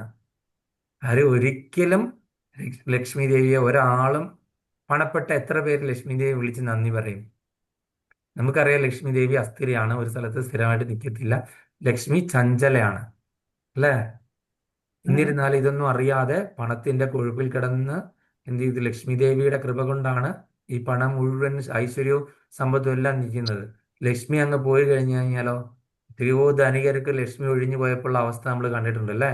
പിച്ചച്ചട്ടി എടുത്ത എത്രയോ ധനികരെ കണ്ടിട്ടുണ്ട് നമ്മുടെ ചുറ്റോടി ചുറ്റും, അല്ലേ? അപ്പൊ ഇത് അസ്ഥിരമാണ്. നമ്മൾ ഈ കാണുന്നതെല്ലാം ഭഗവാന്റെ കൃപ കൊണ്ടാണെന്ന് നമ്മൾ എന്തുകൊണ്ട് മനസ്സിലാക്കുന്നില്ല? ലക്ഷ്മി ദേവി പെട്ടെന്ന് തന്നെ ഇറങ്ങി അങ്ങ് പോകും ചില സമയങ്ങളിൽ. അതുകൊണ്ടാണ് നമ്മൾ എപ്പോഴും സന്ധ്യക്ക് എന്താണ് മുഴുവൻ അടിച്ചു വാരി തളിച്ച് വിളക്ക് അതിന് കത്തിച്ച്. അതിനൊരു കഥയുണ്ടല്ലോ പ്രഭു. ഈ പിന്നെ നമ്മള് ലക്ഷ്മി ദേവിയെ ഭഗവാനെ വിളിക്കും. ഭഗവാനെ വിളിച്ച് വിളിച്ച് വിളിച്ച് വിളിച്ച് വിളിച്ച് ഭഗവാൻ വന്ന് ശരണം അവിടെ കുടികൊള്ളും. കുടികൊള്ളു കഴിയുമ്പോഴത്തേക്ക് അവിടെ ഭഗവാനെ കാണാഞ്ഞിട്ട് പുള്ളിക്കാരത്തി ഇങ്ങി വരും. വന്നു കഴിയുമ്പോഴത്തേക്കാണ് രണ്ടും ഉണ്ടാകും. ഇവിടെ സമ്പത്തും ഉണ്ടാകും, ഐശ്വര്യം എല്ലാം ഉണ്ടാകും ലക്ഷ്മി വന്നു കഴിയുമ്പോൾ. പക്ഷെ ലക്ഷ്മിയും കൂടെ വന്നു കഴിയുമ്പോൾ ഈ നാമം ജപിച്ചുകൊണ്ടിരുന്നവർക്ക് പിന്നെ ആ നാമജപവും ഇല്ല, ഒന്നുമില്ല, ഈ പണത്തിന്റെ പുറകെയൊക്കെ നടന്നു. അപ്പൊ ആ സമയത്ത് രണ്ടുപേരും കൂടെ ഇറങ്ങി അങ്ങ് പോകും. അപ്പൊ പിന്നെ എല്ലാം ക്ഷയിച്ചൊന്നും ഇല്ലാതാവും. അല്ല, ആ സമയത്ത് ഇങ്ങനെ കഥ ഭഗവാൻ ആദ്യേ പോകും. ഭഗവാൻ ആദ്യം അതെ. പോകുമ്പോഴത്തേക്കും ലക്ഷ്മി ദേവിക്ക് ഭഗവാൻ ഇല്ലാതെ, നിക്കക്കള്ളി ഇല്ലാതെ വരുമ്പോൾ ലക്ഷ്മി ദേവി ഒരൊറ്റ പോക്ക് പോകും. അപ്പൊ എല്ലാ പിന്നെ പണവും നിൽക്കില്ല. അവരുടെ പോയി, ഐശ്വര്യം എല്ലാം പോയി. നിന്ന് അവരുടെ ഐശ്വര്യം എല്ലാം അങ്ങ് അപ്പൊ പോയി. അതിനാണ് പറഞ്ഞ അപ്പം ധനം വന്നാലും നമ്മൾ കൈവിടരുതെന്ന് പറയുന്നത് ഭഗവാൻ. നമുക്കറിയാം എത്ര ഭഗവാന്റെ ഭക്തന്മാരുണ്ടല്ലേ, അവരെത്ര ദരിദ്രരാണെങ്കിലും. നമുക്കറിയാം ഗോപികമാര് എത്ര എത്ര പണമുള്ളവരാണ് ഗോപികമാര്, എത്ര ബാങ്ക് ബാലൻസ് ഉണ്ട്, എത്ര ഒന്നുമില്ല, പഠിച്ചവരാണ്. ഒന്നുമില്ല. അവര് ഭഗവാന്റെ ഇഷ്ടമല്ലാതെ അവർക്ക് അവരുടേതായ ഇഷ്ടങ്ങളൊന്നും തന്നെ ഇല്ല. അവർക്ക് കുടുംബിനികളുടെ അമ്മയാണ്, പിന്നെ എന്താണ് മക്കളുണ്ട്, അവർക്കെല്ലാം പല പല ധർമ്മങ്ങളും കർമ്മങ്ങളും ഉണ്ട്. ഭഗവാൻ ഒന്ന് ഓടക്കൂടിൽ വെച്ച് കഴിഞ്ഞാൽ അവരതെല്ലാം വെടിഞ്ഞിട്ട് ഭഗവാനിലേക്ക് പോയി. പിന്നെ ഭഗവാൻ ഒരു ചെറിയ തലവേദന എന്ന് പറഞ്ഞു കഴിഞ്ഞാൽ അവര് എത്ര ആ, ഈ അന്ധകൂപം എന്ന് പറഞ്ഞ ആ ഒരു നരകത്തിൽ വേണമെങ്കിലും പോകാനായിട്ട് തയ്യാറായിട്ട് അവരെന്ത് ചെയ്തു? അവരുടെ കാലിൻ്റെ അടിയിലെ മണ്ണെടുത്തിട്ട് നാരദമുനിക്ക് ഇടയിൽ കൊടുത്തു വിട്ടു. അപ്പൊ ഞങ്ങൾക്ക് എന്ത് സംഭവിച്ചോട്ടെ, പക്ഷെ ഭഗവാന്റെ തലവേദന മാറണം, അതാണ് ഞങ്ങൾക്ക് ആഗ്രഹം. ഞങ്ങൾ എത്ര നരകത്തിലും എത്ര ജന്മം വേണേലും എടുത്തോട്ടെ എന്ന്, അല്ലേ? അപ്പൊ അതുപോലെ സുധാമയോ ഭഗവാന്റെ ഏറ്റവും പരമഭക്തനാണ്. ഞാൻ ഈ കഴിഞ്ഞ ദിവസമൊക്കെ ഇപ്പൊ എവിടെ ഭാഗവതം ഉണ്ടെങ്കിലും ഈ ഇങ്ങനെയാണ്. സുധാമയുടെ ഇതുണ്ട്. അല്ല, ഈ ചേലയുടെ തുമ്പങ്ങാണ്ട് പാഞ്ചാലി കീറി കൊടുത്തതാണ്. പിന്നെ കുറെ നാൾ കഴിഞ്ഞപ്പോ അവര് വസ്ത്രാക്ഷരം ചെയ്തപ്പോ ആവശ്യം പോലെ വസ്ത്രം അന്ന് ഇവര് കീറി കൈ കെട്ടുവോ? ഏതാണ്ട് നമുക്ക് ചെയ്യും മുറിഞ്ഞപ്പോ. ഭഗവാൻ ചെയ്യേണ്ടത് ഒരു ചെറിയ കാര്യം മാത്രം മതി നമ്മളല്ലേ. ഭഗവാൻ ചെയ്യുന്നത് എന്താണ്? ഭയങ്കര അക്ഷയമാണ്. അതുപോലെ സുധാമയ്ക്ക് എല്ലാം കൊടുത്തു ഭഗവാൻ, അല്ലേ? ഒന്നുമില്ലായിരുന്നു, ഒന്നും ചോദിച്ചില്ലെങ്കിലും ഭഗവാൻ എല്ലാം കൊടുത്തു. പക്ഷെ സുധാമ ആ ഐശ്വര്യത്തിൽ ഇതായോ? ഇല്ല, ഒരിക്കലും ഇല്ല. സുധാമ എന്ത് ചെയ്തു? താൻ ഏത് രീതിയിലായിരുന്നോ ആ രീതിയിൽ തന്നെ ആ കൊട്ടാരത്തിൽ തുടർന്നു. ഈ ഒരു കാര്യം ഇവിടെയാണ് ഭഗവാൻ എന്ത് ചെയ്തു? ഭഗവാൻ പരാജയപ്പെട്ടത്. ഭഗവാൻ ഒരു ഭക്തന്റെ മുൻപിൽ പരാജയപ്പെടുന്നത് ഒരു സന്ദർഭം ഉണ്ടായത്. കാര്യം അപരാജിതൻ എന്നൊക്കെ നമ്മൾ കേട്ടിട്ടുണ്ട്. ഭഗവാനെ ഒരിക്കലും ഒരാൾക്കും പരാജയപ്പെടുത്താൻ സാധിക്കത്തില്ല. പക്ഷെ ഭഗവാൻ ഈ ദ്വാരക സമാനമായ സൗഭാഗ്യങ്ങൾ കൊടുത്തിട്ട് ഭഗവാനും ലക്ഷ്മി ദേവിയും കൂടി അവിടെ ദ്വാരകയിലിരുന്ന് നോക്കുവാണ്. ഇതെല്ലാം കിട്ടി. ഇനി സുധാമ പഴയ രീതിയിലുള്ള പട്ടുവസ്ത്രങ്ങളൊക്കെ എടുത്ത് ഇങ്ങനെ ഈ മുതലാളിയൊക്കെ ആയിട്ട് അവിടെ വന്നിരിക്കും, ചപ്രമഞ്ചത്തെ വന്നിരിക്കും. അതുപോലെ തന്നെ ഭഗവാനെ വിളിക്കില്ല, നാമമൊന്നും ചെല്ലില്ല. അല്ലെങ്കിൽ ഏത് സമയം നാരായണ ജപിച്ചുകൊണ്ടിരിക്കുന്ന ആളാണ്, അതെല്ലാം ഉപേക്ഷിക്കും എന്ന് വിചാരിച്ച് ഇവർ കുറേ ദിവസം ഇങ്ങനെ കാത്തിരുന്നു. മറ്റേ സുധാമാപുരിയിലേക്ക് ഇങ്ങനെ കാത്തിരുന്നു. അവർ തോറ്റു തുന്നം പാടി. കൃഷ്ണനും രുക്മിണി ദേവിയും എന്ത് ചെയ്തു? നിരാശയോടെ പിന്മടങ്ങി. കാര്യം അവർക്ക് എന്താ കാണാൻ പറ്റിയത്? ഇവര് പണ്ടത്തേനേക്കാൾ ഒന്നുകൂടെ കൂടുതൽ ഭഗവാനെ വിളിക്കാൻ തുടങ്ങി. കാര്യം ഇതെല്ലാം നിന്റേതാണ് അല്ലേ? ഞങ്ങളുടെ ഒന്നുമല്ല ഇത്. ഞങ്ങളിൽ ഇത് ഒന്നും ഇല്ലെങ്കിലും നിന്നെ ഒരു കാരണവശാലും ഞങ്ങൾ കൈവിടിയില്ലായിരുന്നു. പക്ഷെ ഇത് നിന്റെ കൃപ കൊണ്ട് നീയായിട്ട് ചോദിക്കാതെ തന്നെ തന്നതാണ്. അതുകൊണ്ട് ഇത് നിന്റെ ആ എന്താണ് വിഭൂതികളാണെന്നുള്ള രീതിയിൽ ഞങ്ങൾ ഇതിനെ, ഈ കൊട്ടാരത്തിനെയും ഈ മഞ്ചലിനെയും ഈ വസ്ത്രത്തെയും എല്ലാം തന്നെ ഞങ്ങൾ നമിക്കുന്നു. കാര്യം ഇതെല്ലാം നിന്റേതാണ് എന്നുള്ള ഭാവത്തിൽ ഇരിക്കുന്ന ആ സുദാമയെ കണ്ട് ഭഗവാനും രുക്മിണിദേവിയും കണ്ണുനീർ വാർത്തു. കാര്യം അവർക്ക് എന്താണ്, അവരൊരു അഹങ്കാരിയാകുന്ന, സാധാരണഗതിയിൽ ഒരു അഹങ്കാരിയാകുന്ന ഒരു ഭക്തൻ എങ്ങനെ അഹങ്കാരിയാകും അതാണ് നോക്കിയിരുന്നത്. ഇങ്ങനെ രണ്ടുപേരുടെ നോക്കി അങ്ങോട്ടും ഇങ്ങോട്ടും വാഗ്വാദം. ഇപ്പൊ കണ്ടോണം ഇവൻ സ്വഭാവമൊക്കെ മാറും എന്ന് പറഞ്ഞ് രണ്ടുപേരൂടെ ഇങ്ങനെ നോക്കിയിരിക്കുക. നോക്കിയിരുന്ന് നോക്കിയിരുന്ന് നോക്കിയിരുന്ന് അവരെന്ത് ചെയ്തു? അവസാനം കണ്ണുനീർ വാർത്ത് അവർ ഈ ലീല അങ്ങ് അവസാനിപ്പിച്ചു. അങ്ങോട്ട് നോട്ടം അങ്ങ് അവസാനിപ്പിച്ചു. നോക്കിയിട്ട് കാര്യമൊന്നുമില്ല. കാര്യം ഭഗവാനെ അവർ തോൽപ്പിച്ചു കൊടുത്തു. അപ്പൊ അങ്ങനെയൊക്കെ ആകാനായിട്ട് ഭഗവാന്റെ ഭക്തർക്ക് മാത്രമേ പറ്റുള്ളൂ, വേറെ ആർക്കും പറ്റില്ല എന്നുള്ളതാണ്. അപ്പൊ അതുകൊണ്ട് ഭഗവാൻ ഈ കർമ്മങ്ങളൊക്കെ ചെയ്തത് തന്നെ ഈ സുദാമയുടെ ആ ഒരു ഇതൊക്കെ നമ്മളെ കാണിച്ചു തരികയാണ് എങ്ങനെ ആയിരിക്കണം ഒരു റിയൽ ഭക്തൻ. ഭഗവാന് ചെയ്യേണ്ടതായിട്ട് ഒരു കർമ്മവും ഇല്ല എങ്കിലും ഭഗവാൻ കർമ്മങ്ങൾ നമുക്ക് നമ്മളെ കാണിക്കാനായിട്ട് ചെയ്തുകൊണ്ടേ ഇരിക്കുന്നു. പൂർത്തിയാകാത്ത കർമ്മങ്ങൾ ഒരവതാരത്തിൽ പൂർത്തിയാകാത്ത അടുത്ത അവതാരത്തിൽ അത് പൂർത്തിയാക്കുന്നു. ഇനി അവിടെ ഒരാൾക്ക് ഒരു കുടിശ്ശിക ഇട്ടുണ്ടെങ്കിൽ ആ കുടിശ്ശിക തീർക്കാനായിട്ട് തന്നെ ഭഗവാൻ വേറൊരു അവതാരത്തിൽ അത് തീർത്തു കൊടുക്കുന്നു. അങ്ങനെ എത്രയെത്ര പേര് ആണ് നമ്മൾ കാണുന്നത് അല്ലേ? വേറൊരു ശ്ലോകം കൂടെ കണ്ടു അല്ലേ? ഒരു ചമ്മട്ടി പൂണ്ടു കടിഞ്ഞാണും മുറുക്കിയുടനിന്ദ്രാത്മജന്നു ബദതേർ പൂട്ടിനീ അജിത ചെമ്മേ മറഞ്ഞോരു ശരം കൊണ്ടു കൊന്നതും ഒരിന്ദ്രാത്മജന്മയുഗി നാരായണായ നമഃ. അതായത് ചമ്മട്ടി, എന്താണ് ചമ്മട്ടി അല്ല, ചമ്മട്ടി പൂണ്ട് കടിഞ്ഞാണൊക്കെ മുറുക്കി ഇന്ദ്രാത്മജനെ, അപ്പൊ ഇന്ദ്രാത്മജനായ അർജുനന്റെ തേരാളിയായി വന്ന അർജുനനാണ് ഈ ചമ്മട്ടി ഉള്ളത് അല്ലെ. ഇന്ദ്രാത്മജന് ബദ തേർപൂട്ടി നീ അജിത, തേർപൂട്ടി തേരാളിയായിട്ട് വന്നു അല്ലെ ഭഗവാന്. അല്ലാതെ വേറൊരാളിങ്ങനെ തേരാളിയായിട്ട് വരുവോ? ഒരു ഭക്തന്റെ തേരാളിയായിട്ട് വരാൻ പോലും ഭഗവാൻ തയ്യാറായി. എന്തുമാത്രം ചവിട്ടാണ് അർജുനൻ കൊടുത്തതെന്ന് കൈ കണക്കില്ല. കാര്യം എന്താണ്, യുദ്ധത്തിൽ വരുമ്പോൾ ഇത് ഭഗവാനാണോ ഇതെന്ന് പറയും. തേരാളിയോടെ ഇങ്ങനെ ലെഫ്റ്റ് തിരിയാനായിട്ട് പറയത്തൊന്നുമില്ല. കാര്യം ഇവരുടെ ശ്രദ്ധ വേറെ സ്ഥലത്താണ്. ഇടത്ത് കാലം കൊണ്ട് ചവിട്ടിയാൽ ലെഫ്റ്റ് തിരിയണം, വലത്ത് കാലം കൊണ്ട് ചോദിച്ചാൽ വലത്തേക്ക് തിരിയണം. നേരെ പോകണമെന്നുണ്ടെങ്കിൽ നടുക്ക് ഒരു ചവിട്ടി ചവിട്ടും. ഇതൊക്കെ ഓരോ കാലം കൊണ്ടുള്ള ഓരോ ചവിട്ടാലാണ് ഈ ഭഗവാനെ എന്താണ് ഗിയർ മാറ്റി മാറ്റി വിടുന്നത് അങ്ങോട്ടും ഇങ്ങോട്ടും അല്ലെ. സ്റ്റിയറിങ്ങും ഗിയറും ഒക്കെ അർജുനൻ അവിടെ ഇരുന്ന് തിരിക്കുന്നതനുസരിച്ചിട്ട് ഭഗവാൻ പൊയ്ക്കൊണ്ടേ ഇരിക്കണം അല്ലേ. അപ്പൊ അങ്ങനെ ഒരു സേവ ഭഗവാൻ ഭക്തന് വേണ്ടിയിട്ട് ഏറ്റെടുത്തു. അത് നിസ്സാര കാര്യമാണോ? അപ്പൊ ചമ്മട്ടി പൂണ്ട ആരാണ്? ഒരു ഇന്ദ്രപുത്രനാണ് ആ നിൽക്കുന്നത് അല്ലേ. ഈ ഇന്ദ്രപുത്രൻ ശ്രീരാമ അവതാരത്തിൽ ആരായിരുന്നു? ഇന്ദ്രപുത്രൻ ശ്രീരാം. വേറൊരു ഇന്ദ്രപുത്രൻ ശ്രീരാമാവതാരത്തിൽ ഉണ്ടായിരുന്നു. ആരായിരുന്നു? ബാലി. ബാലിയെ അവിടെ എന്ത് ചെയ്തു? ഒളിഞ്ഞു നിന്ന് കൊന്നു. ഇവിടെ എന്ത് ചെയ്തു? അർജുനെ എന്ത് ചെയ്തു? അർജുനെ തേരാളിയായിട്ട് വന്ന് സംരക്ഷിച്ചു. അതുപോലെ തന്നെ വേറൊരാളുണ്ടായിരുന്ന ഒരു സൂര്യപുത്രൻ അർക്കാത്മജൻ ഉണ്ടായിരുന്നു. അവിടെ ആരാണ്? സുഗ്രീവൻ. അവിടെ സുഗ്രീവനെ സംരക്ഷിച്ചു. ഇവിടെ എന്ത് ചെയ്തു? ഇന്ദ്രപുത്രൻ അല്ല സൂര്യപുത്രനായ കർണനെ വധിക്കാനായിട്ട് കൂട്ടുനിന്നു അല്ലേ.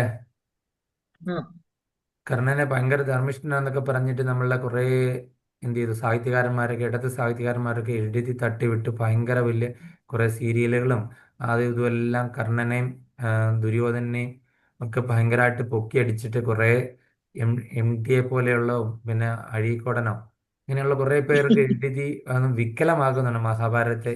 ശരിക്കുള്ള മഹാഭാരതം വായിച്ചു നോക്കുമ്പോൾ അറിയാം കർണൻ കാണിച്ച് കൊള്ളരുതായ്മകളൊക്കെ.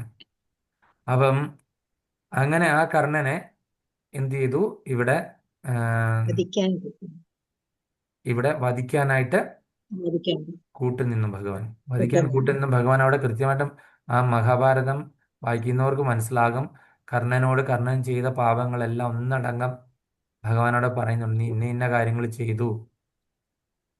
പക്ഷെ ഭഗവാൻ അതെല്ലാം പ്ലാൻഡ് ആയിരുന്നു. കാര്യം ഈ കർണൻ ഇങ്ങനെയാണെന്നുള്ളത് അറിയാമായിരുന്നു. ആരായിരുന്നു കർണൻ? കഴിഞ്ഞ ജന്മത്തിൽ ആരായിരുന്നു കർണൻ? ഉണ്ടല്ലോ ഒന്ന് സഹസ്ര സഹസ്രകവചം. സഹസ്രകവചം. നരനാരായണ ഋഷികളെ അവിടെ വെച്ചിട്ട് ഒരു കവചമായിട്ട് ഭഗവാൻ വിട്ടതാണ്. ഭഗവാൻ ആ കവചമെല്ലാം ഇവിടെ വെച്ചിട്ട് അങ്ങ് എടുത്തു അല്ലേ? ഓരോ സമയത്തും എന്ത് ചെയ്തു ഭഗവാൻ? എന്ത് ചെയ്തു? ഭഗവാൻ തന്നെ പരശുരാമന്റെ ഉള്ളിലും ഭഗവാൻ തന്നെ ഇരിക്കുന്നത്. ഗുരുവായിട്ട് പരശുരാമനെ സ്വീകരിച്ചു. ഒരു വണ്ട് വന്ന് കടിച്ചറിയാലോ. പരശുരാമന്റെ മടിയിലിരുന്ന് കർണന്റെ മടിയിലിരുന്ന് ഭഗവാൻ പരശുരാമൻ ഉറങ്ങുന്നത്. ഉറങ്ങി. അപ്പം എണീറ്റ് വന്നപ്പോൾ രക്തപ്പുഴ കണ്ടു കഴിഞ്ഞപ്പോഴത്തേനും നീ ഒരു ബ്രാഹ്മണനാണോ? കാര്യം ക്ഷത്രിയന്മാരെ ഒന്നും പഠിപ്പിക്കത്തില്ല. ക്ഷത്രിയന്മാരെയൊക്കെ കൊന്നൊടുക്കിക്കൊണ്ടിരിക്കുക 21 വട്ടം. അപ്പോൾ ഒരിക്കലും ഒരു ബ്രാഹ്മണനായിരുന്ന ഗുരുവിനെ തട്ടി ഇട്ടിട്ട് ഓടിപ്പോയനെ. ഒരു വണ്ടം എന്തെങ്കിലും വേദന വന്നെങ്കിൽ. സഹിക്കത്തില്ല. അപ്പോൾ ഒരു ക്ഷത്രിയന് മാത്രമേ ഇത്ര സഹിക്കാൻ പറ്റുള്ളൂ എന്ന് മനസ്സിലാക്കി ഉടനെ ശാപം കൊടുത്തു. ഞാൻ പഠിപ്പിച്ച വിദ്യ ഒന്നും നിനക്ക് വേണ്ട സമയത്ത് വിനിയോഗിക്കാൻ പറ്റാതാകട്ടെ. അപ്പം അവിടെ ഭഗവാൻ അവിടെ വന്ന് പ്രവർത്തിച്ചു അല്ലേ? അതുപോലെ തന്നെ ഇന്ദ്രനെ വിട്ടിട്ട് ആ കവചകുണ്ടലങ്ങൾ ഭഗവാൻ എന്ത് ചെയ്തു? ഇപ്പം ഭയങ്കര ദാനധർമ്മിയാണെന്നുള്ള ഒരു ഇതങ്ങ് വല്ലാതെ എല്ലാവരും കേൾക്കുന്നുണ്ടല്ലേ. ഇന്ദ്രനെ വിട്ട് ഇന്ദ്രൻ വേഷം മാറി വന്നിട്ട് എന്ത് ചെയ്തു? സുപുത്രനായ അർജുനെ രക്ഷിക്കാൻ വേണ്ടിയിട്ട് അത് നിരന്ന് വാങ്ങിച്ചുകൊണ്ട് പോയി കവചങ്ങള്. അപ്പം അറുത്ത് മുറിച്ചാണ്, ശരീരത്തിൻ്റെ കൂടെ ചേർന്നിരിക്കുന്ന കവചങ്ങളാണ്. അത് അറുത്ത് മുറിച്ചാണ്, അത്രയും ചോര ഒഴുകിയിട്ടാണ് കർണൻ അത് കൊടുത്തത്. അപ്പൊ അതെല്ലാം അല്ലെങ്കിൽ കൊടുക്കേണ്ട ആവശ്യമില്ലല്ലോ. താൻ വലിയ ദാനധർമ്മിയാന്ന് അറിയിക്കാൻ വേണ്ടിയിട്ടല്ലേ അത് ചെയ്തത്. അതുപോലെ സ്വന്തം അമ്മ വന്ന് ഞാൻ അമ്മയാണ് എന്ന് പറഞ്ഞിട്ട് അമ്മയെ വകവയ്ക്കാതെ അവിടെ നാട്ടി ഓടിച്ച ആളാണ് കർണൻ. ഞാൻ അമ്മയാണ്, നീ നിന്റെ സഹോദരങ്ങൾക്കെതിരെയാണ് ചെയ്യുന്നതെന്നും സഹോദരന്റെ ഭാര്യയാണ് ദ്രൗപദി എന്ന് പറഞ്ഞിട്ട് ദ്രൗപദിയെ വേശ്യാസ്ത്രീ എന്ന് പറഞ്ഞു അല്ലെ അത്രയും വലിയ സഭയിൽ വെച്ചിട്ട്. അപ്പം അതൊക്കെ തന്നെ ഒരുപാട് പാപങ്ങളുണ്ട്. അത് കൂടാതെ ഉണ്ട് ഒരുപാട്. ഭഗവാൻ ആ സമയത്തെല്ലാം ചെയ്ത പാപങ്ങളെല്ലാം എണ്ണി എണ്ണി പറയുന്നുണ്ട്. അതുകൊണ്ട് നിനക്ക് ഒരിക്കലും ഈ ധർമ്മത്തിൻ്റെയോ ന്യായത്തിൻ്റെയോ പറയാനായിട്ടുള്ള അർഹതയില്ല. അർജുന, നീ അവനെ വധിക്കൂ എന്നാണ് പറയുന്നത്. ഒന്നും പറയാനായിട്ട് നീ അർഹനല്ല. അതിൻ്റെ ഒരു ആനുകൂല്യവും നിനക്ക് കിട്ടില്ല എന്ന് പറഞ്ഞു.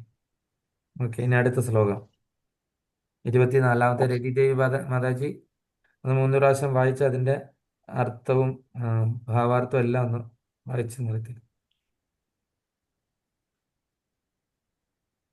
ഹരേ കൃഷ്ണ.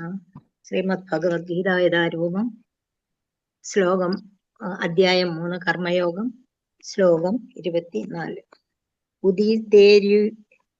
ഉത്സീദേയുരിമേ ലോകാന കുര്യാം കർമ്മചേദകം സംഹരസ്യ ച കർത്താസ്യാം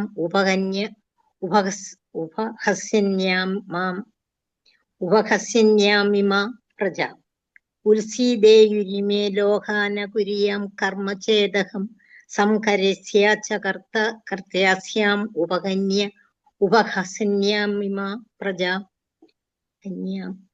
ഉത്സീദേയുരിമേ ലോകാന കുര്യാം കർമ്മചേദകം സംഹരസ്യ ച കർത്താസ്യാം ഉപഹന്യാമിമാ പ്രജ. അഹം ഞാൻ കർമ്മ നിയത കർത്തവ്യത്തെ ന കുര്യാം ചെയ്യുകയില്ലെങ്കിൽ ഇമേ ഈ ലോകങ്ങൾ ഉത്സീദേയു നശിച്ചു പോകും. സംഹരസ്യ വർണ്ണസങ്കരത്തിന് കർത്താവായി ശ്യാം ഭവിച്ചുകൊണ്ട് ഇമാ പ്രജ ഈ പ്രജകളെ ഉപഗന്യാം ച ഞാൻ നശിപ്പിക്കുകയും ചെയ്യും. ഞാൻ കർത്തവ്യം നിർവഹിക്കാതിരുന്നാൽ ഈ ലോകങ്ങളെല്ലാം നാശമടയും. അനാവശ്യമായ ജനപ്പെരുപ്പത്തിന് ഞാൻ കാരണമായി തീരും. അങ്ങനെ ജീവജാലങ്ങൾക്കെല്ലാം സമാധാനം നഷ്ടപ്പെടുകയും ചെയ്യും. ഭാവാർത്ഥം: സമൂഹത്തിന്റെ സമാധാനം ഭഞ്ജിക്കുന്ന അനാവശ്യമായ ജനപ്പെരുപ്പമാണ് വർണ്ണസങ്കരം. ജനങ്ങളെ സ്വാഭാവികമായി തന്നെ സമാധാനപ്രിയരും ആധ്യാത്മിക പുരോഗതിക്ക് അനുയോജ്യമായ വിധം സംഘടിതരമാക്കുന്ന ചിട്ടകളും നിബന്ധനകളും ഏർപ്പെടുത്തിയത് ഈ സമൂഹാസ്വാസ്ഥ്യത്തെ തടയാൻ വേണ്ടിയാണ്. ഭഗവാൻ ശ്രീകൃഷ്ണൻ അവതരിക്കുമ്പോൾ ഇത്തരം സുപ്രധാന അനുഷ്ഠാനങ്ങളുടെ ആവശ്യവും അതിന്റെ അന്തസ്സും പരിപാലിക്കുന്നതിന് സ്വാഭാവികമായും ഈ നിബന്ധനകൾ അനുസരിക്കുന്നു. സർവ്വജീവജാലങ്ങളുടെയും പിതാവാണല്ലോ ശ്രീ ഭഗവാൻ.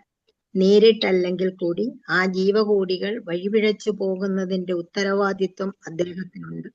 അതുകൊണ്ട് ധാർമ്മിക നിയമങ്ങൾ പൊതുവെ അവഗണിക്കപ്പെടുമ്പോൾ ഭഗവാൻ അവതരിച്ച് സമൂഹത്തിന്റെ തെറ്റു തിരുത്തുന്നു. ഭഗവാന്റെ കാൽപ്പാടുകൾ നോക്കി മുന്നേറുന്നവരാണെങ്കിലും നമുക്ക് അദ്ദേഹത്തെ അനുകരിക്കാനാവില്ലെന്ന് നാം മനസ്സിലാക്കണം. പിന്തുടരുന്നതും അനുകരിക്കുന്നതും ഒരുപോലെയല്ല. ശ്രീകൃഷ്ണ ഭഗവാൻ ബാല്യകാലത്ത് ഗോവർദ്ധന പർവ്വതം ഉയർത്തിപ്പിടിച്ചു എന്ന് വെച്ച് നമുക്കങ്ങനെ ചെയ്യുക സാധ്യമല്ല. അതൊരു മനുഷ്യന് അസാധ്യമാണ്. അദ്ദേഹത്തിന്റെ നിർദ്ദേശങ്ങൾ അനുസരിക്കണം, പക്ഷേ അദ്ദേഹത്തെ ഒരിക്കലും അനുകരിക്കേണ്ടതില്ല. ശ്രീമദ് ഭാഗവതം പറയുന്നു, നൈത സമാചാരേത് ജാതു മനസാഭിഹൈനീശ്വര വിനശ്യാധ്യാചാര്യൻ മൗഢ്യാദ് യഥാരുദോ ബീജം വിഷം ഈശ്വരാണം വചം സത്യം തദൈവ ചരിതം കച്ചിത് തേഷാം യത് സവജോ യുക്തം ബുദ്ധിമാംസ്തത് സമാചരേത്. ഭഗവാന്റെയും അദ്ദേഹത്താൽ നിയുക്തമായവരുടെയും ഉപദേശങ്ങൾ അനുസരിക്കുകയേ ഒരാൾ ചെയ്യേണ്ടതുള്ളൂ. നമ്മുടെ നന്മയ്ക്ക് ഉതകുന്നതാണ് അവരുടെ ഉപദേശങ്ങൾ. ബുദ്ധിയുള്ളവർ അത് അതേപടി അനുസരിക്കും. പക്ഷേ അവരുടെ പ്രവൃത്തികളെ അനുകരിക്കാൻ ശ്രമിക്കരുത്. പരമശിവനെ അനുകരിച്ച് സമുദ്രത്തിൽ നിന്നുളവായ വിഷം പാനം ചെയ്യാൻ ആരും തുനിഞ്ഞുകൂടാ. സൂര്യചന്ദ്രന്മാരുടെ ചലനങ്ങൾ പോലും നിയന്ത്രിക്കാൻ കഴിയുന്ന ആ ഈശ്വരന്മാരുടെ സ്ഥിതി നമ്മുടേതിനേക്കാൾ എത്രയോ ഉന്നതമാണെന്ന് നാം മനസ്സിലാക്കണം. മഹാശക്തന്മാരായ അവരെ അത്രത്തോളം കഴിവില്ലാത്ത നമ്മൾ എങ്ങനെ അനുകരിക്കും? ഒരു സമുദ്രത്തോളം തന്നെ വിഷം ശിവൻ കുടിച്ചു തീർത്തു. ഒരു സാധാരണ മനുഷ്യൻ അതിലൊരു തുള്ളി കുടിച്ചാൽ മരിച്ചത് തന്നെ. കഞ്ചാവ് മുതലായ ലഹരി പദാർത്ഥങ്ങളിൽ ആസക്തിയുള്ള ചില കപട ശിവഭക്തന്മാരുണ്ട്. ശിവന്റെ പ്രവൃത്തികളെ അനുകരിക്കുന്നത് കൊണ്ട് തങ്ങൾ മരണത്തെ വിളിച്ചു വരുത്തുകയാണെന്ന് അവർക്കറിഞ്ഞുകൂടാ. ശ്രീകൃഷ്ണ ഭഗവാന്റെ ചില കപടഭക്തന്മാർ അദ്ദേഹത്തിന്റെ രാസലീലകളെ അനുകരിക്കാൻ ഇഷ്ടപ്പെടുന്നു. തങ്ങൾക്ക് ഗോവർദ്ധനോദ്ധാരണം സാധ്യമല്ലെന്ന് അവർ ഓർക്കാറില്ല താനും. പ്രഭാവശാലികളുടെ ഉപദേശങ്ങൾ അനുസരിക്കുകയേ നമ്മൾ ചെയ്യേണ്ടതുള്ളൂ. അവരെ അനുകരിക്കാൻ തുനിയാതിരിക്കുകയാണ് ഉത്തമം. അവരുടെ സ്ഥാനത്ത് വേണ്ടുന്ന യോഗ്യതയില്ലാതെ സ്വയം പ്രതിഷ്ഠിക്കാൻ ശ്രമിക്കുകയും അരുത്. ഭഗവാന്റെ വൈഭവം ഉൾക്കൊള്ളാത്ത അനേകം കപട അവതാരങ്ങൾ ഇവിടെ കണ്ടുവരുന്നു. ഹരേ കൃഷ്ണ. കൃഷ്ണ. നമ്മളിവിടെ എന്താ കണ്ടത്? ഞാൻ കർത്തവ്യം നിർവഹിക്കാതിരുന്നാൽ ഈ ലോകങ്ങളെല്ലാം നാശമടയും. അപ്പം ഭഗവാൻ ഒന്നും ചെയ്യേണ്ടിയിരുന്നില്ലെങ്കിലും ഭഗവാൻ അതിൻ്റെതായ സമയത്ത് ഞാൻ കലാകാലങ്ങളിൽ അവതാരങ്ങൾ എടുത്തുകൊണ്ടേ ഇരിക്കുന്നു എന്നും ഭഗവാൻ പറഞ്ഞു, അല്ലേ? അപ്പം അങ്ങനെ ഭഗവാൻ ചെയ്യാതിരുന്നാൽ എന്താണ്? കാലാകാലങ്ങളിൽ ലോകമെല്ലാം അതിൻ്റെ വഴിക്ക് അവരെ അതിൻ്റെ വഴിക്ക് അങ്ങ് വിട്ടു കഴിഞ്ഞാൽ എന്ത് ചെയ്യും? നമുക്ക് ഇതിൻ്റെ ഒന്നും ഒരു പാപം ചെയ്തു കഴിഞ്ഞാൽ ആ പാപത്തിൻ്റെ ശിക്ഷ, അങ്ങനെ ഈ പറയുന്ന അഹങ്കരിക്കുന്നവർക്ക് അഹങ്കാരത്തിൻ്റെ പണിഷ്മെന്റ്, ഇതൊക്കെ പ്രകൃതിയാണ് ചെയ്യുന്നതെങ്കിലും ഭഗവാൻ അവിടെ അവതരിക്കാതിരുന്നു കഴിഞ്ഞാൽ അത് ജനപ്പെരുപ്പത്തിന് അനാവശ്യമായ ജനപ്പെരുപ്പത്തിന് കാരണമാകുകയും അങ്ങനെ ജീവജാലങ്ങൾക്കെല്ലാം സമാധാനം നഷ്ടപ്പെടുകയും ചെയ്യും. അപ്പം നമ്മൾ കണ്ട വർണ്ണസങ്കരം എന്ന് പറഞ്ഞ ഒരു കാര്യം നമ്മൾ 1-ാമത്തെ അധ്യായത്തിൽ പഠിച്ചു. നിങ്ങൾ ഓർമ്മയുണ്ടല്ലോ, അല്ലേ? അതായത് അർജുനൻ പറയുന്നുണ്ട് ഇത് വർണ്ണസങ്കരത്തിനിടയാക്കുന്നു. അതായത് യുദ്ധം ചെയ്തു കഴിഞ്ഞാലല്ലേ ഈ പറയുന്ന ഈ ക്ഷത്രിയരായിട്ടുള്ള ഇവരുടെയൊക്കെ യോദ്ധാക്കളിലൊക്കെ ഭാര്യമാര് ഒറ്റയ്ക്കാകും.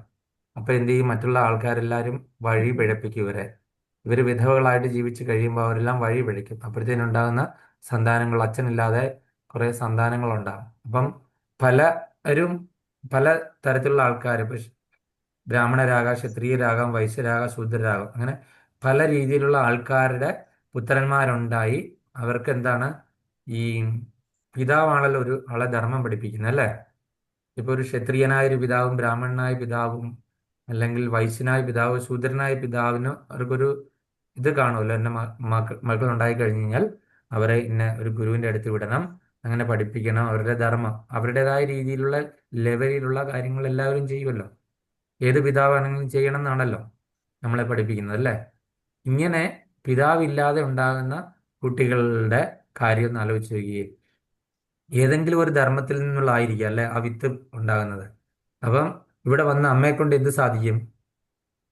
ജീവിക്കാണ്ട് അന്നത്തിന് പോലും വഴിയില്ലാതിരിക്കുന്ന ഈ അമ്മ എന്ത് ചെയ്യും? ഈ കുട്ടിയെ എങ്ങനെ വളർത്തും, അവനെ എങ്ങനെ മതാചാരം പഠിപ്പിക്കും, എങ്ങനെ നന്മ പഠിപ്പിക്കും, അങ്ങനെ ഉണ്ടാകുന്നവരൊക്കെ എന്താണ് സമൂഹത്തിന് തന്നെ എന്താണ് ഭയങ്കര വിപത്താണ് ഇങ്ങനെ ഉണ്ടാകുന്ന കുട്ടികളല്ലേ. അപ്പൊ അതുകൊണ്ടാണ് വർണ്ണസങ്കരം ഉണ്ടാകില്ല, ഈ യുദ്ധം ചെയ്തിട്ട് ഒരുപാട് വിധവകളെ സൃഷ്ടിക്കുകയല്ലേ ചെയ്യുന്നതൊക്കെ ഒന്നാമത്തെ അധ്യായത്തിൽ ഭഗവാനോട് അർജുനൻ ചോദിക്കുന്നുണ്ട്. അപ്പൊ അതിന്റെ മറുപടി പറഞ്ഞു വരുന്നതിലാണ് നമ്മളിപ്പോൾ കടന്നു പോയിക്കൊണ്ടിരിക്കുന്നത് അല്ലേ. അങ്ങനെ അനാവശ്യമായ ജനപ്പെരുപ്പത്തിന് വഴിയൊരുക്കുകയും ചെയ്യുന്നു. അങ്ങനെ ജീവജാലങ്ങൾക്കെല്ലാം സമാധാനം നഷ്ടപ്പെടുകയും, അങ്ങനെ ജീവജാലങ്ങളിലെ സമാധാനം നഷ്ടപ്പെടും. അപ്പൊ അങ്ങനെയുള്ള സമയത്ത് നമുക്ക് കാണാമല്ലോ, ജീവോ ജീവസ്യ ജീവാന. പ്രകൃതി എങ്ങനെയാണ് ഇതിനെ ചിട്ടപ്പെടുത്തിയിരിക്കുന്ന ജീവജാലങ്ങളുടെ ജീവിത രീതിയെല്ലാം നമുക്കറിയാം. ഭാഗവത്തിൽ പറഞ്ഞിരിക്കുന്നതാണ് ഈ ഒരു വചനം, ജീവോ ജീവസ്യ ജീവാനാണ്. ഒരു ആവാസ വ്യവസ്ഥ നമ്മൾ സയൻസിൽ പഠിച്ചിരിക്കുന്ന ആവാസ ദിവസം. വ്യവസ്ഥ ഉണ്ടല്ലേ. ഉം. അതെങ്ങനെയാണത്? ഉം. നമുക്ക് ചെറിയ വെള്ളമുണ്ടാകും, ചെറിയ വൃക്ഷങ്ങളെല്ലാം വെള്ളം. ഉണ്ടാകും, പിന്നെ സസ്യഭുക്കുകളായിട്ടുള്ള ജീവികൾ. അപ്പം ഈ ഈ സസ്യഭുക്കുകളായ ജീവികളൊക്കെ പുല്ലും അതുപോലെ തന്നെ മരങ്ങളിൽ നിന്നുള്ള കായ്കനികളും അതും ഇതെല്ലാം ഭക്ഷിച്ച് അവരുടെ ജീവിതം, അപ്പൊ അവരങ്ങോട്ട് പെരുകി കഴിഞ്ഞ് കഴിഞ്ഞാൽ എന്ത് ചെയ്യും, ഈ അവരെ നിങ്ങളെല്ലാം തീർന്നു അവരെ പോകും. മാംസബുക്കുകൾ ഭക്ഷിക്കും. അപ്പം മാംസബുക്കുകളായിട്ടുള്ള ജീവജാലങ്ങളുടെ എണ്ണം കൂട്ടി ഇവരുടെ എണ്ണം കുറയ്ക്കും. മാംസബുക്കുകൾ കൂടിക്കഴിഞ്ഞ് സസ്യബുക്കുകൾ കുറയുവാണെന്നുണ്ടെങ്കിൽ എന്ത് ചെയ്യും, ഒന്നുകിൽ അവർക്കൊരു അസുഖത്തിന്റെ രൂപത്തിൽ ചെന്നിട്ട് അതിനെ കുറയ്ക്കും. പിന്നെ ഇതെല്ലാം ഇവരുടെ ജീവജാലങ്ങളുടെ വിസർജ്യങ്ങളും അതുപോലെയുള്ള മറ്റു സ്ഥലങ്ങളൊക്കെ വന്ന് ഈ മൃഗങ്ങളെയൊക്കെ സിംഹമൊക്കെ കൊന്നിട്ട് വരുന്ന അവശിഷ്ടങ്ങൾ അവിടെ കിടന്ന് ചീഞ്ഞാൽ അത് പ്രകൃതിക്ക് കേടാണ്. അപ്പൊ എന്ത് ചെയ്യും, ഈ കഴുകൻ, കുറുക്കൻ അങ്ങനെയുള്ള ജീവജാലങ്ങൾ വന്ന് അത് മുഴുവൻ നക്കി തുടച്ച് വൃത്തിയാക്കി മാറ്റുന്നു. പിന്നെ നമുക്കറിയാം സിംഹം അല്ലെങ്കിൽ കടുവ അല്ലെങ്കിൽ പൂച്ച, പട്ടിയൊക്കെ എങ്ങനെയാണെന്നാണ് വിസർജിക്കുന്നത്, എങ്ങനെയാണ്? അവർ ഓപ്പൺ ഏരിയയിൽ വിസർജിക്കത്തില്ലല്ലേ. അവർ മണ്ണ് മാന്തി മണ്ണ് മാന്തി. അവരുടെ ജന്മനാൽ അവരുടെ ജനിസിൽ ഇത് അടങ്ങിയിരിക്കുന്നതാണ് അല്ലേ. ഒരു കുട്ടിയെ നമ്മൾ പഠിപ്പിച്ചു കൊടുക്കും, തള്ളപ്പട്ടി പഠിപ്പിച്ചു കൊടുക്കും, അല്ലെ തള്ളപ്പൂച്ച പഠിപ്പിച്ചു കൊടുക്കും, ഇങ്ങനെയാണ് വിസർജിക്കുന്നത്. നിങ്ങൾക്ക് കണ്ടിട്ടില്ലേ മണ്ണ് മാന്തിയിട്ട് ചെയ്യുന്നത്? അതൊക്കെ പ്രകൃതിയാണത് അവരെ കൊണ്ടത് ചെയ്യിപ്പിക്കുന്നത് അല്ലേ. പ്രകൃതി ചെയ്യിക്കുന്നതാണ്. അല്ലെ നമ്മളുടെയൊക്കെ കുട്ടികളെ നമ്മൾ എന്തെല്ലാം പല്ല് തേക്കാനും ഒന്ന് നടക്കാനൊക്കെ എത്ര ബുദ്ധിമുട്ടി പഠിപ്പിക്കണം. ഇതൊക്കെ ആരെങ്കിലും പഠിപ്പിക്കുന്നുണ്ട്? ഒരു പശുക്കിടാവ് ഉണ്ടായി കഴിഞ്ഞ് കഴിഞ്ഞാൽ അതൊരു ഒരു 5-6 മിനിറ്റിനകം അത് എണീറ്റ് നിന്ന് അതിന്റെ അമ്മയുടെ, എന്നാ ഇവിടെ അകിടാണ്, ഇതിൽ പാലുണ്ട്, ഇതിനെ വല്ല ആരെങ്കിലും പഠിപ്പിച്ചു കൊടുക്കുന്നത് തന്നെ? അതിന്റെ അമ്മ പറഞ്ഞു കൊടുക്കുന്നുണ്ട്? ഒന്നുമില്ല. പ്രകൃതി അത് നിയത. തന്നെത്താനെ എണീറ്റിരുന്നു ഒരു മണിക്കൂർ കഴിയുമ്പോഴത്തേനും അത് ഓടി കുതിക്കാൻ തുടങ്ങും അല്ലേ.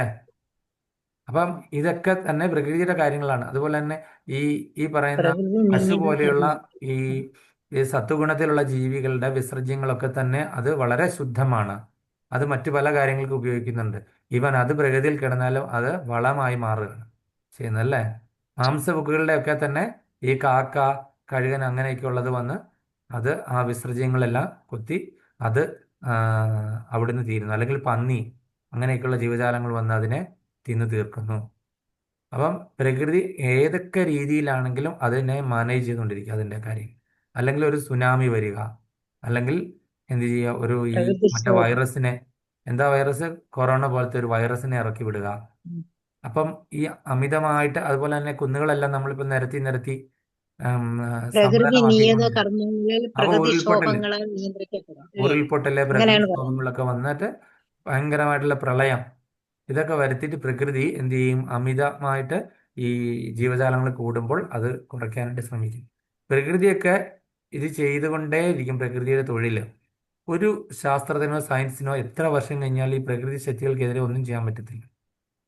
സമുദ്രത്തിലെ തിരമാലകളെ തടഞ്ഞു നിർത്താനോ മഹാപ്രളയത്തെ നിലനിർത്താനോ മനുഷ്യൻ ഈ ഒരു കലിയുഗം നല്ല എത്ര യുഗം ശ്രമിച്ചു കഴിഞ്ഞാലും നടക്കില്ല എന്നുള്ളത് വ്യക്തമല്ലേ. അല്ലെങ്കിൽ ഇടിമിന്നൽ ഉണ്ടാകുന്നതിനെ തടഞ്ഞു നിർത്താനോ ഒന്നും തന്നെ നമുക്ക് അതിനെ നിന്ന് ചെറുക്കാൻ വേണ്ടിയിട്ടുള്ള സംഭവങ്ങൾ പഠിക്കുമായിരിക്കും. പക്ഷെ അതിന്റെ ഒറിജിനേഷൻ ഇല്ലാതാക്കാനായിട്ട് നമ്മളെ കൊണ്ട് പറ്റത്തില്ല. നമുക്ക് ഇടിവെട്ട് ഏക്കാതിരിക്കാൻ എന്ത് ചെയ്യാം എന്നുള്ളത് നമ്മൾ കണ്ടുപിടിച്ചിട്ടുണ്ടാകും. ഒരു മഹാപ്രളയം വന്നു കഴിഞ്ഞെങ്കിൽ നമ്മൾ എത്ര നിലയുള്ളത് ഉണ്ടാക്കിയിട്ട് എന്താ കാര്യം? അതിന് ചോടോടെ എടുത്തുകൊണ്ട് പോകും പ്രളയം, ഫ്ലാറ്റിൻ്റെ ഒക്കെ. അപ്പൊ അതുകൊണ്ട് നമ്മൾ പ്രകൃതി ശക്തികള് ഭഗവാൻ പ്രകൃതിക്ക് കൊടുത്തിരിക്കുന്നതാണ്, സ്വയം ഭരണ അധികാരമാണ് കൊടുത്തിരിക്കുന്നത് അല്ലേ. അപ്പൊ അവിടെ പ്രകൃതിയുടെ നിയമങ്ങളിൽ അത് ഡിവോട്ടി ആണെന്നോ അല്ലെങ്കിൽ നോൺ ഡിവോട്ടി ആണെന്നോ, ഇതെന്താണ് ഇവിടെ കൃഷ്ണാബോധ് 16 റൗണ്ട് ചാൻഡ് ചെയ്തിരിക്കുന്ന ഒരാളെ ഉരുൾപൊട്ടി വന്ന് എടുത്തുകൊണ്ട് പോയി, നിങ്ങളുടെ കൃഷ്ണൻ എന്താണെന്ന് രക്ഷപ്പെടുത്തില്ല എന്നുള്ള പൊട്ട ചോദ്യങ്ങൾ ചോദിക്കരുത് ആരും. നിങ്ങളുടെ കൃഷ്ണൻ എവിടെ പോയി കിടന്നു എന്ന് ചോദിക്കുന്ന ആൾക്കാരുണ്ട്, എനിക്കറിയാം. ഞാൻ ഈ അടുത്ത നാളൊക്കെ അങ്ങനെ കേട്ടിട്ടുള്ളൂ. അങ്ങനത്തെ പൊട്ട ചോദ്യങ്ങൾ നമ്മൾ ആരെയും പോലും ചോദിക്കരുത്. കൃഷ്ണൻ എന്തുകൊണ്ടല്ല? കൃഷ്ണൻ അതെ അവരുടെ എന്താണ് ആത്മാവിനെയാണ് നോക്കുന്നത്, അല്ലാതെ ഈ ശരീരത്തെ അല്ല. ഇതാണ് നമ്മൾ പഠിക്കുന്നത്. ഭഗവത്ഗീത എന്തിനാ പഠിക്കുന്നത്? ഈ ശരീരത്തെ അല്ല നോക്കുന്നത്, ശരി. അതിനുള്ളിലുള്ള ആളിനെയാണ് നോക്കുന്നത്. അതിനെന്ത് സംഭവിച്ചു എന്നാണ് നമ്മൾ നോക്കേണ്ടത്. മറ്റവരൊക്കെ എവിടെ ആയിരിക്കാൻ പോയിരിക്കുന്നത്? കൃഷ്ണഭക്തർ എവിടെയായിരിക്കാൻ പോകുന്നത്? ഇതാണ് നമ്മൾ നോക്കേണ്ടത്. നമ്മളെ കൊണ്ടുപോകാനായിട്ട് ആ സമയത്ത് നമ്മൾ ഭഗവാന്റെ നാമം വിചാരിച്ചാൽ തീർച്ചയായിട്ടും, ഭഗവാനെ വിചാരിച്ചാൽ തീർച്ചയായിട്ടും നമ്മൾ ഭഗവാന്റെ ലോകത്തിലേക്ക് തന്നെ പോകും. നമ്മൾ വേറെ വല്ലൊരു അയ്യോയാ വിളിച്ചെങ്കിലോ, അയ്യോ എന്നാണ് വിളിക്കുന്നെങ്കിലോ എവിടെ പോകും?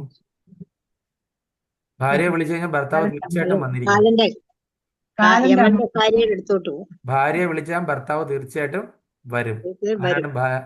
യമദേവന്റെ ഭാര്യയാണ് അയ്യോ. അയ്യോ. നമ്മളെല്ലാവരും അയ്യോയാണ് വിളിക്കുന്നത് എപ്പോഴും, എന്ത് സംഭവിച്ചു കഴിഞ്ഞാൽ. അത് മാറ്റി ഇനി കൃഷ്ണ എന്ന് വിളിക്കാനായിട്ട് ശ്രമിച്ചോണം. കൃഷ്ണ എന്ന്. അത് കുറച്ചുകൂടെ നമ്മൾ മുതിർന്നു കഴിയുമ്പോൾ, കൃഷ്ണാവതിൽ മുതിർന്നപ്പോൾ അത് രാധേ എന്നാക്കണം. അയ്യോ ഭഗവാനേ എന്ന് വിളിക്കും.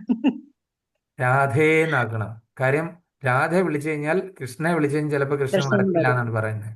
രാധയെ വിളിച്ചാൽ രാധേ തീർച്ചയായിട്ടും വരും. ഞാൻ കഴിഞ്ഞ ദിവസം ഒരു ക്ലാസ് കേട്ടിരുന്നു ഒരു മാതാജിയുടെ. അതുകൊണ്ട് എന്താണ്, വൃന്ദാവനത്തിൽ ചെല്ലുമ്പോൾ എല്ലാവരും രാധേ രാധേ എന്നാണ് വിളിക്കുന്നത് അല്ലേ? കാര്യം തീർച്ചയായിട്ടും ഭഗവാൻ അവിടെ ഉണ്ടാകും രാധയെ വിളിച്ചു കഴിഞ്ഞാൽ. കാര്യം അവിടെ വെച്ചിട്ട് രണ്ടു മൂന്ന് കാരണങ്ങളാണ് പറയുന്നത് രാധേ രാധെ വിളിക്കാനായിട്ട്. ആം, ഒന്ന്, ഈ ഭഗവാൻ അങ്ങ് പോയി കഴിഞ്ഞ് കഴിഞ്ഞിട്ട് എല്ലാവരും കൃഷ്ണൻ്റെ എവിടെയാണെന്ന് ഈ ഗോപികമാരെല്ലാം കരഞ്ഞ് നിലവിളിച്ച് നടക്കുകയാണ് അല്ലേ, എവിടെ എൻ്റെ കൃഷ്ണൻ എന്ന് പറഞ്ഞു. അപ്പൊ ഇതിന്റെ ഈ വിരഹതാപ സഹിക്കാൻ വയ്യാതെ അവരങ്ങനെ വിളിക്കുമ്പം എന്ത് ചെയ്യും? നന്ദഗോപർക്കും യശോദാമയ്ക്കൊന്നും സഹിക്കാൻ പറ്റുന്നില്ല. അതുകൊണ്ട് അവര് കൃഷ്ണന്റെ നാമം ഇവിടെ ഉച്ചരിക്കരുത് എന്ന് പറഞ്ഞു. നിങ്ങൾ രാധേ. ഇനി രാധ രാധ എന്ന് മാത്രമേ ഇവിടെ വിളിക്കാൻ പാടുള്ളൂ. കൃഷ്ണനാമം അവിടെ വിലക്കി. അങ്ങനെയാണ് രാധ രാധ ആയത് അവിടെ. അതൊരു രീതിയിൽ പറയുന്നു. പിന്നെ വേറൊരു കാര്യം നമ്മൾ പറയുന്നത്, രാധേ രാധേ എന്ന് വിളിച്ചു കഴിഞ്ഞാൽ ഭഗവാൻ തീർച്ചയായിട്ടും വരും. കാര്യം ഭഗവാൻ ആ നാമത്തിന് അത്ര ഇമ്പോർട്ടൻസ് കൊടുക്കുന്നതാണ്. കാര്യം ഭഗവാനിൽ നിന്ന് വിഭിന്നമല്ല രാധ ഒരിക്കലും. അതായത് ഭഗവാന്റെ എന്താണ്, അന്തർ- ഭഗവാന്റെ സ്നേഹം, സ്നേഹം. ഭഗവാനിലുള്ള ആ ഒരു ഭക്തി, ആ ഒരു എന്താണ് മറ്റുള്ള ജീവജാലങ്ങളുള്ള സ്നേഹം, അതുപോലെ തന്നെ മക്കളോടുള്ള സ്നേഹം, വാത്സല്യം, മാധുര്യം, ഇതെല്ലാം കൂടെ കൂടി ഭഗവാനിൽ നിന്ന് നേരെ എടുത്തിട്ട് പുറത്തേക്ക് വെച്ച് കഴിഞ്ഞാൽ അത് രാധാറാണിയാണ്. ഇതെല്ലാം ഒറിജിനലി ഭഗവാനാണ്. അത് നേരെ എടുത്തിട്ട് ആ സ്നേഹവും വാത്സല്യവും പ്രേമവും എല്ലാം കൂടെ കൂടി, ഭക്തിയും ഭാവവും എല്ലാം കൂടെ കൂടി ഇങ്ങോട്ട് വെച്ചിട്ട് ഒരു സാരി അതിനെ ചുറ്റി കഴിഞ്ഞാൽ അത് രാധാറാണി. അത്രയും വ്യത്യാസമേ ഉള്ളൂ. കാര്യം ഇവരെന്തുകൊണ്ടാണ് വിവാഹം കഴിക്കാത്തതെന്ന് ചോദിച്ചാൽ, എന്തിനാ ഒരാൾ അങ്ങോട്ടും ഇങ്ങോട്ടും വിവാഹം കഴിക്കുന്നത്? രണ്ടും ഒന്ന് തന്നെയാണ്. കൃഷ്ണനും രാധയും ഒരിക്കലും രണ്ടല്ല, ഒന്ന് തന്നെയാണ്. ഭഗവാനിലുള്ള ഭക്തി, പ്രേമം, ജ്ഞാനം, വൈരാഗ്യം, ക്ഷമ, ഭാവം, ഇതിൻ്റെ എല്ലാം മൂർത്തിഭാവം ഭഗവാൻ എന്ത് ചെയ്തു? അത് പുറത്തേക്ക് എടുത്തു വെച്ച് കഴിഞ്ഞപ്പോൾ അതൊരു സ്ത്രീ രൂപമായി അത് നമ്മൾ പേരിട്ട് വിളിക്കുന്നു രാധാറാണി. അപ്പം ആ രാധാറാണിയുടെ പേര് നമുക്കിപ്പം ഒരു റിപ്പോർട്ടർ ശ്രീല പ്രഭുപാദരോട് ചോദിച്ചു, ആരാണ്, ഹൂ ഇസ് രാധ എന്ന് ചോദിച്ചു വിളിച്ച് വിദേശത്ത് വെച്ചിട്ട് ഒരു പത്രപ്രവർത്തകൻ പറഞ്ഞു, who are you to talk about Radharani? You are not qualified to talk about him. I am not qualified to reply about who is Radharani. Srila Prabhupada പറയാണ്, എനിക്ക് രാധാറാണിയെ പറ്റി പറയാണ്ട് യാതൊരു യോഗ്യതയില്ല. അപ്പൊ നമുക്കോ?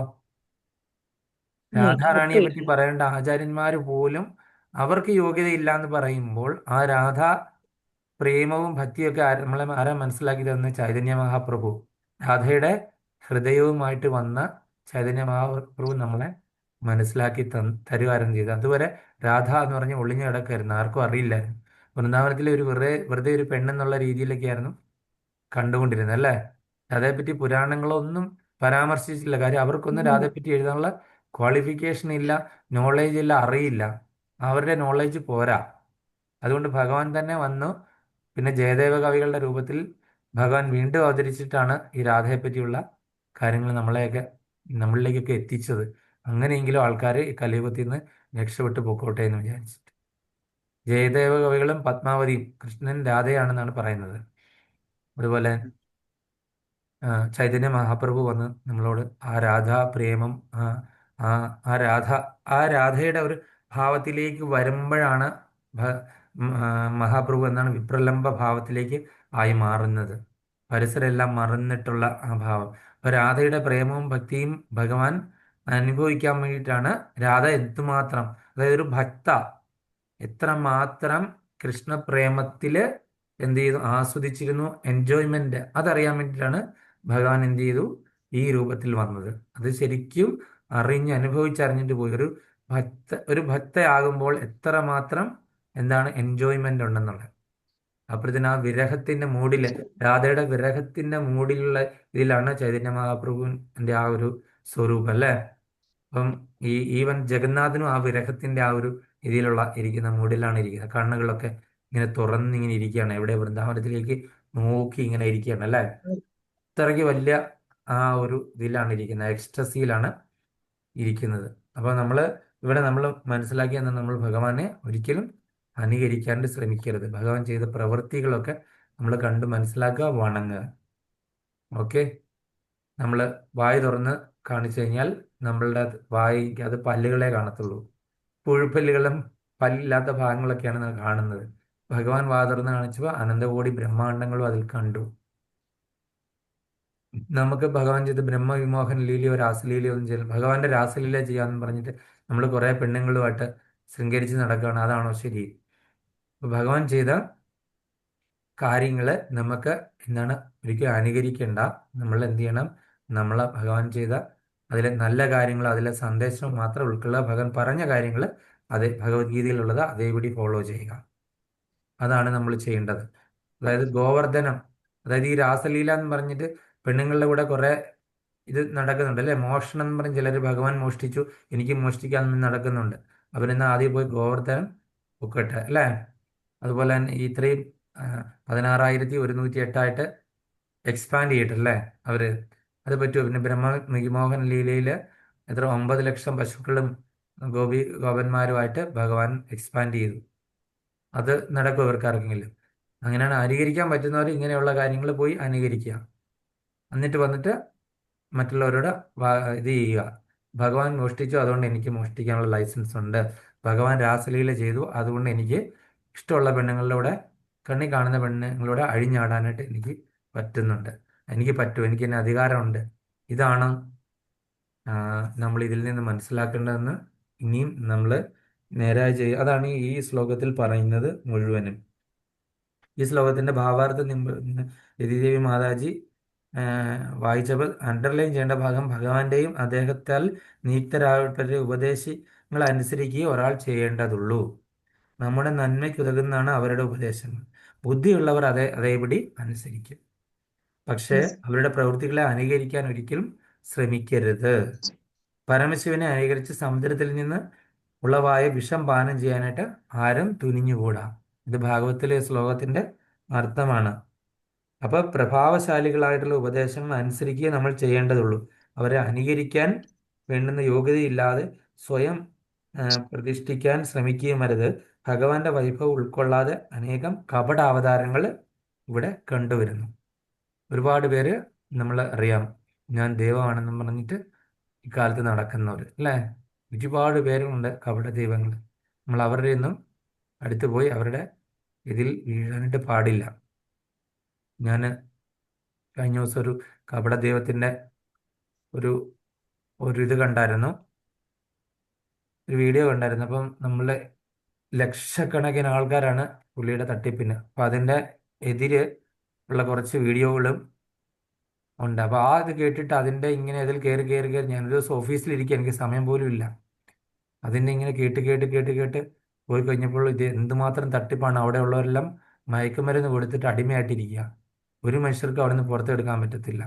അങ്ങനെയൊക്കെയുള്ള ഒരു കപട ദൈവവും അദ്ദേഹത്തിൻ്റെ ഫോളോവേഴ്സും മുഴുവൻ ഗുണ്ടകളാണ് കൂടെയുള്ളത് അല്ലേ.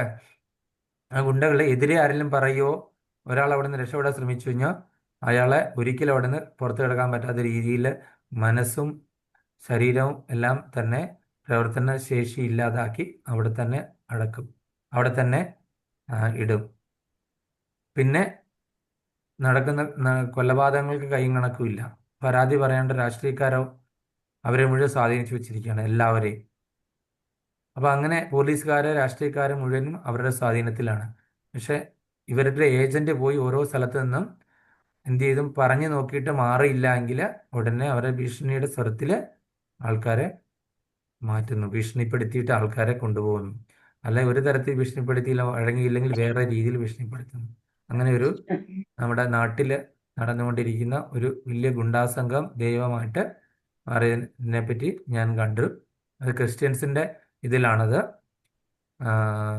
തൃശ്ശൂർ കേന്ദ്രീകരിച്ചിട്ടാണത്. അപ്പം ഞാനിങ്ങനെ യാദൃശ്ചികമായിട്ട് ഒരു യൂട്യൂബ് വീഡിയോ എനിക്കൊരാൾ അയച്ചു തന്നാണ്. അപ്പം ഇങ്ങനെയും കേരളത്തിൽ ഇതുണ്ടോ, ഇങ്ങനെ നടക്കുന്നുണ്ടോ എന്ന് അത് കേട്ട് കഴിഞ്ഞപ്പോഴാണ് ഇങ്ങനെ ഭീകരത മനസ്സിലായി. എനിക്ക് അറിയത്തേ ഇല്ലായിരുന്നു ഇതുവരെ. അപ്പം അങ്ങനെ മനസ്സിലാക്കാനായിട്ട് സാധിച്ചത്.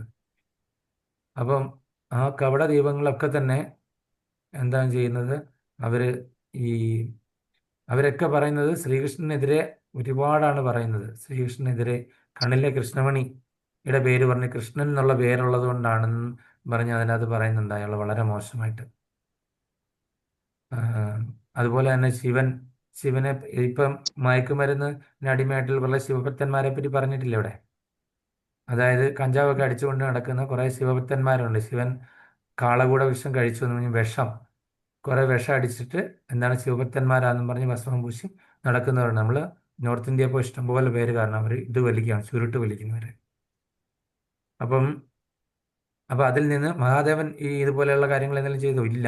ലോകരെ രക്ഷിക്കാൻ വേണ്ടി മഹാദേവൻ കാളകൂട വിഷം കഴിച്ചു എന്ന് വെച്ചിട്ട് മഹാദേവനെ അനുകരിക്കാൻ വേണ്ടിയിട്ട് ഇതേപോലുള്ള മാരക വിഷങ്ങൾ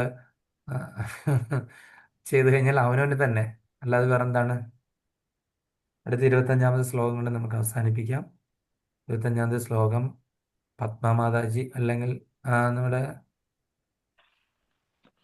ഈ മാതാജി തന്നെ ശാന്തകുമാരി മാതാജി അർജുൻ എന്നുള്ള പേരാണ്. ഇപ്പൊ എനിക്ക് തെറ്റും എപ്പോഴും. ശാന്തകുമാരി മാതാജി ഇത് അർജുൻ കൊച്ചുമോനാ എന്തോ ആ മാതാജിക്ക് ആ പേരൊന്ന് മാറ്റിയിടാൻ വയ്യായിരുന്നോ മോനോട് പറഞ്ഞിട്ട്? കൊച്ചുമോന്റെ പേര് അർജുൻ. നമ്മുടെ പിന്നെ ധന്യമാതാജി എടുക്കുന്നുണ്ട് അവർക്ക് ക്ലാസ്. അതെയോ? ആ ആ, അപ്പൊ അവരെ പിന്നെ ഭഗവത്ഗീത പഠിപ്പിക്കുന്നുണ്ട്. അപ്പൊ അതുകൊണ്ട് ഇപ്പൊ എന്റെ കേക്കത്തില്ല ഫോണില്ല, മോന്റെ ഫോൺ ഉപയോഗിക്കുന്നു. കേക്കത്തില്ല മാതാജി. ഏത് തന്നെയാ മാതാജി? ക്രിസ്തി കൂടാണ് അവർക്ക് പറഞ്ഞിരിക്കുന്നത്. അതുകൊണ്ട് എന്റെ വീട്ടിലിരിക്കും. ഏത് തന്നെയാ മാതാജി? ധന്യമാതാജി പിള്ളേർക്ക് ഒരു ഗ്രൂപ്പ് എടുത്തിട്ടുണ്ടല്ലോ പ്രഭു. അല്ല ഏതാ, എവിടുത്തെ ഇപ്പൊ തന്നെയാ മാതാജിയാ?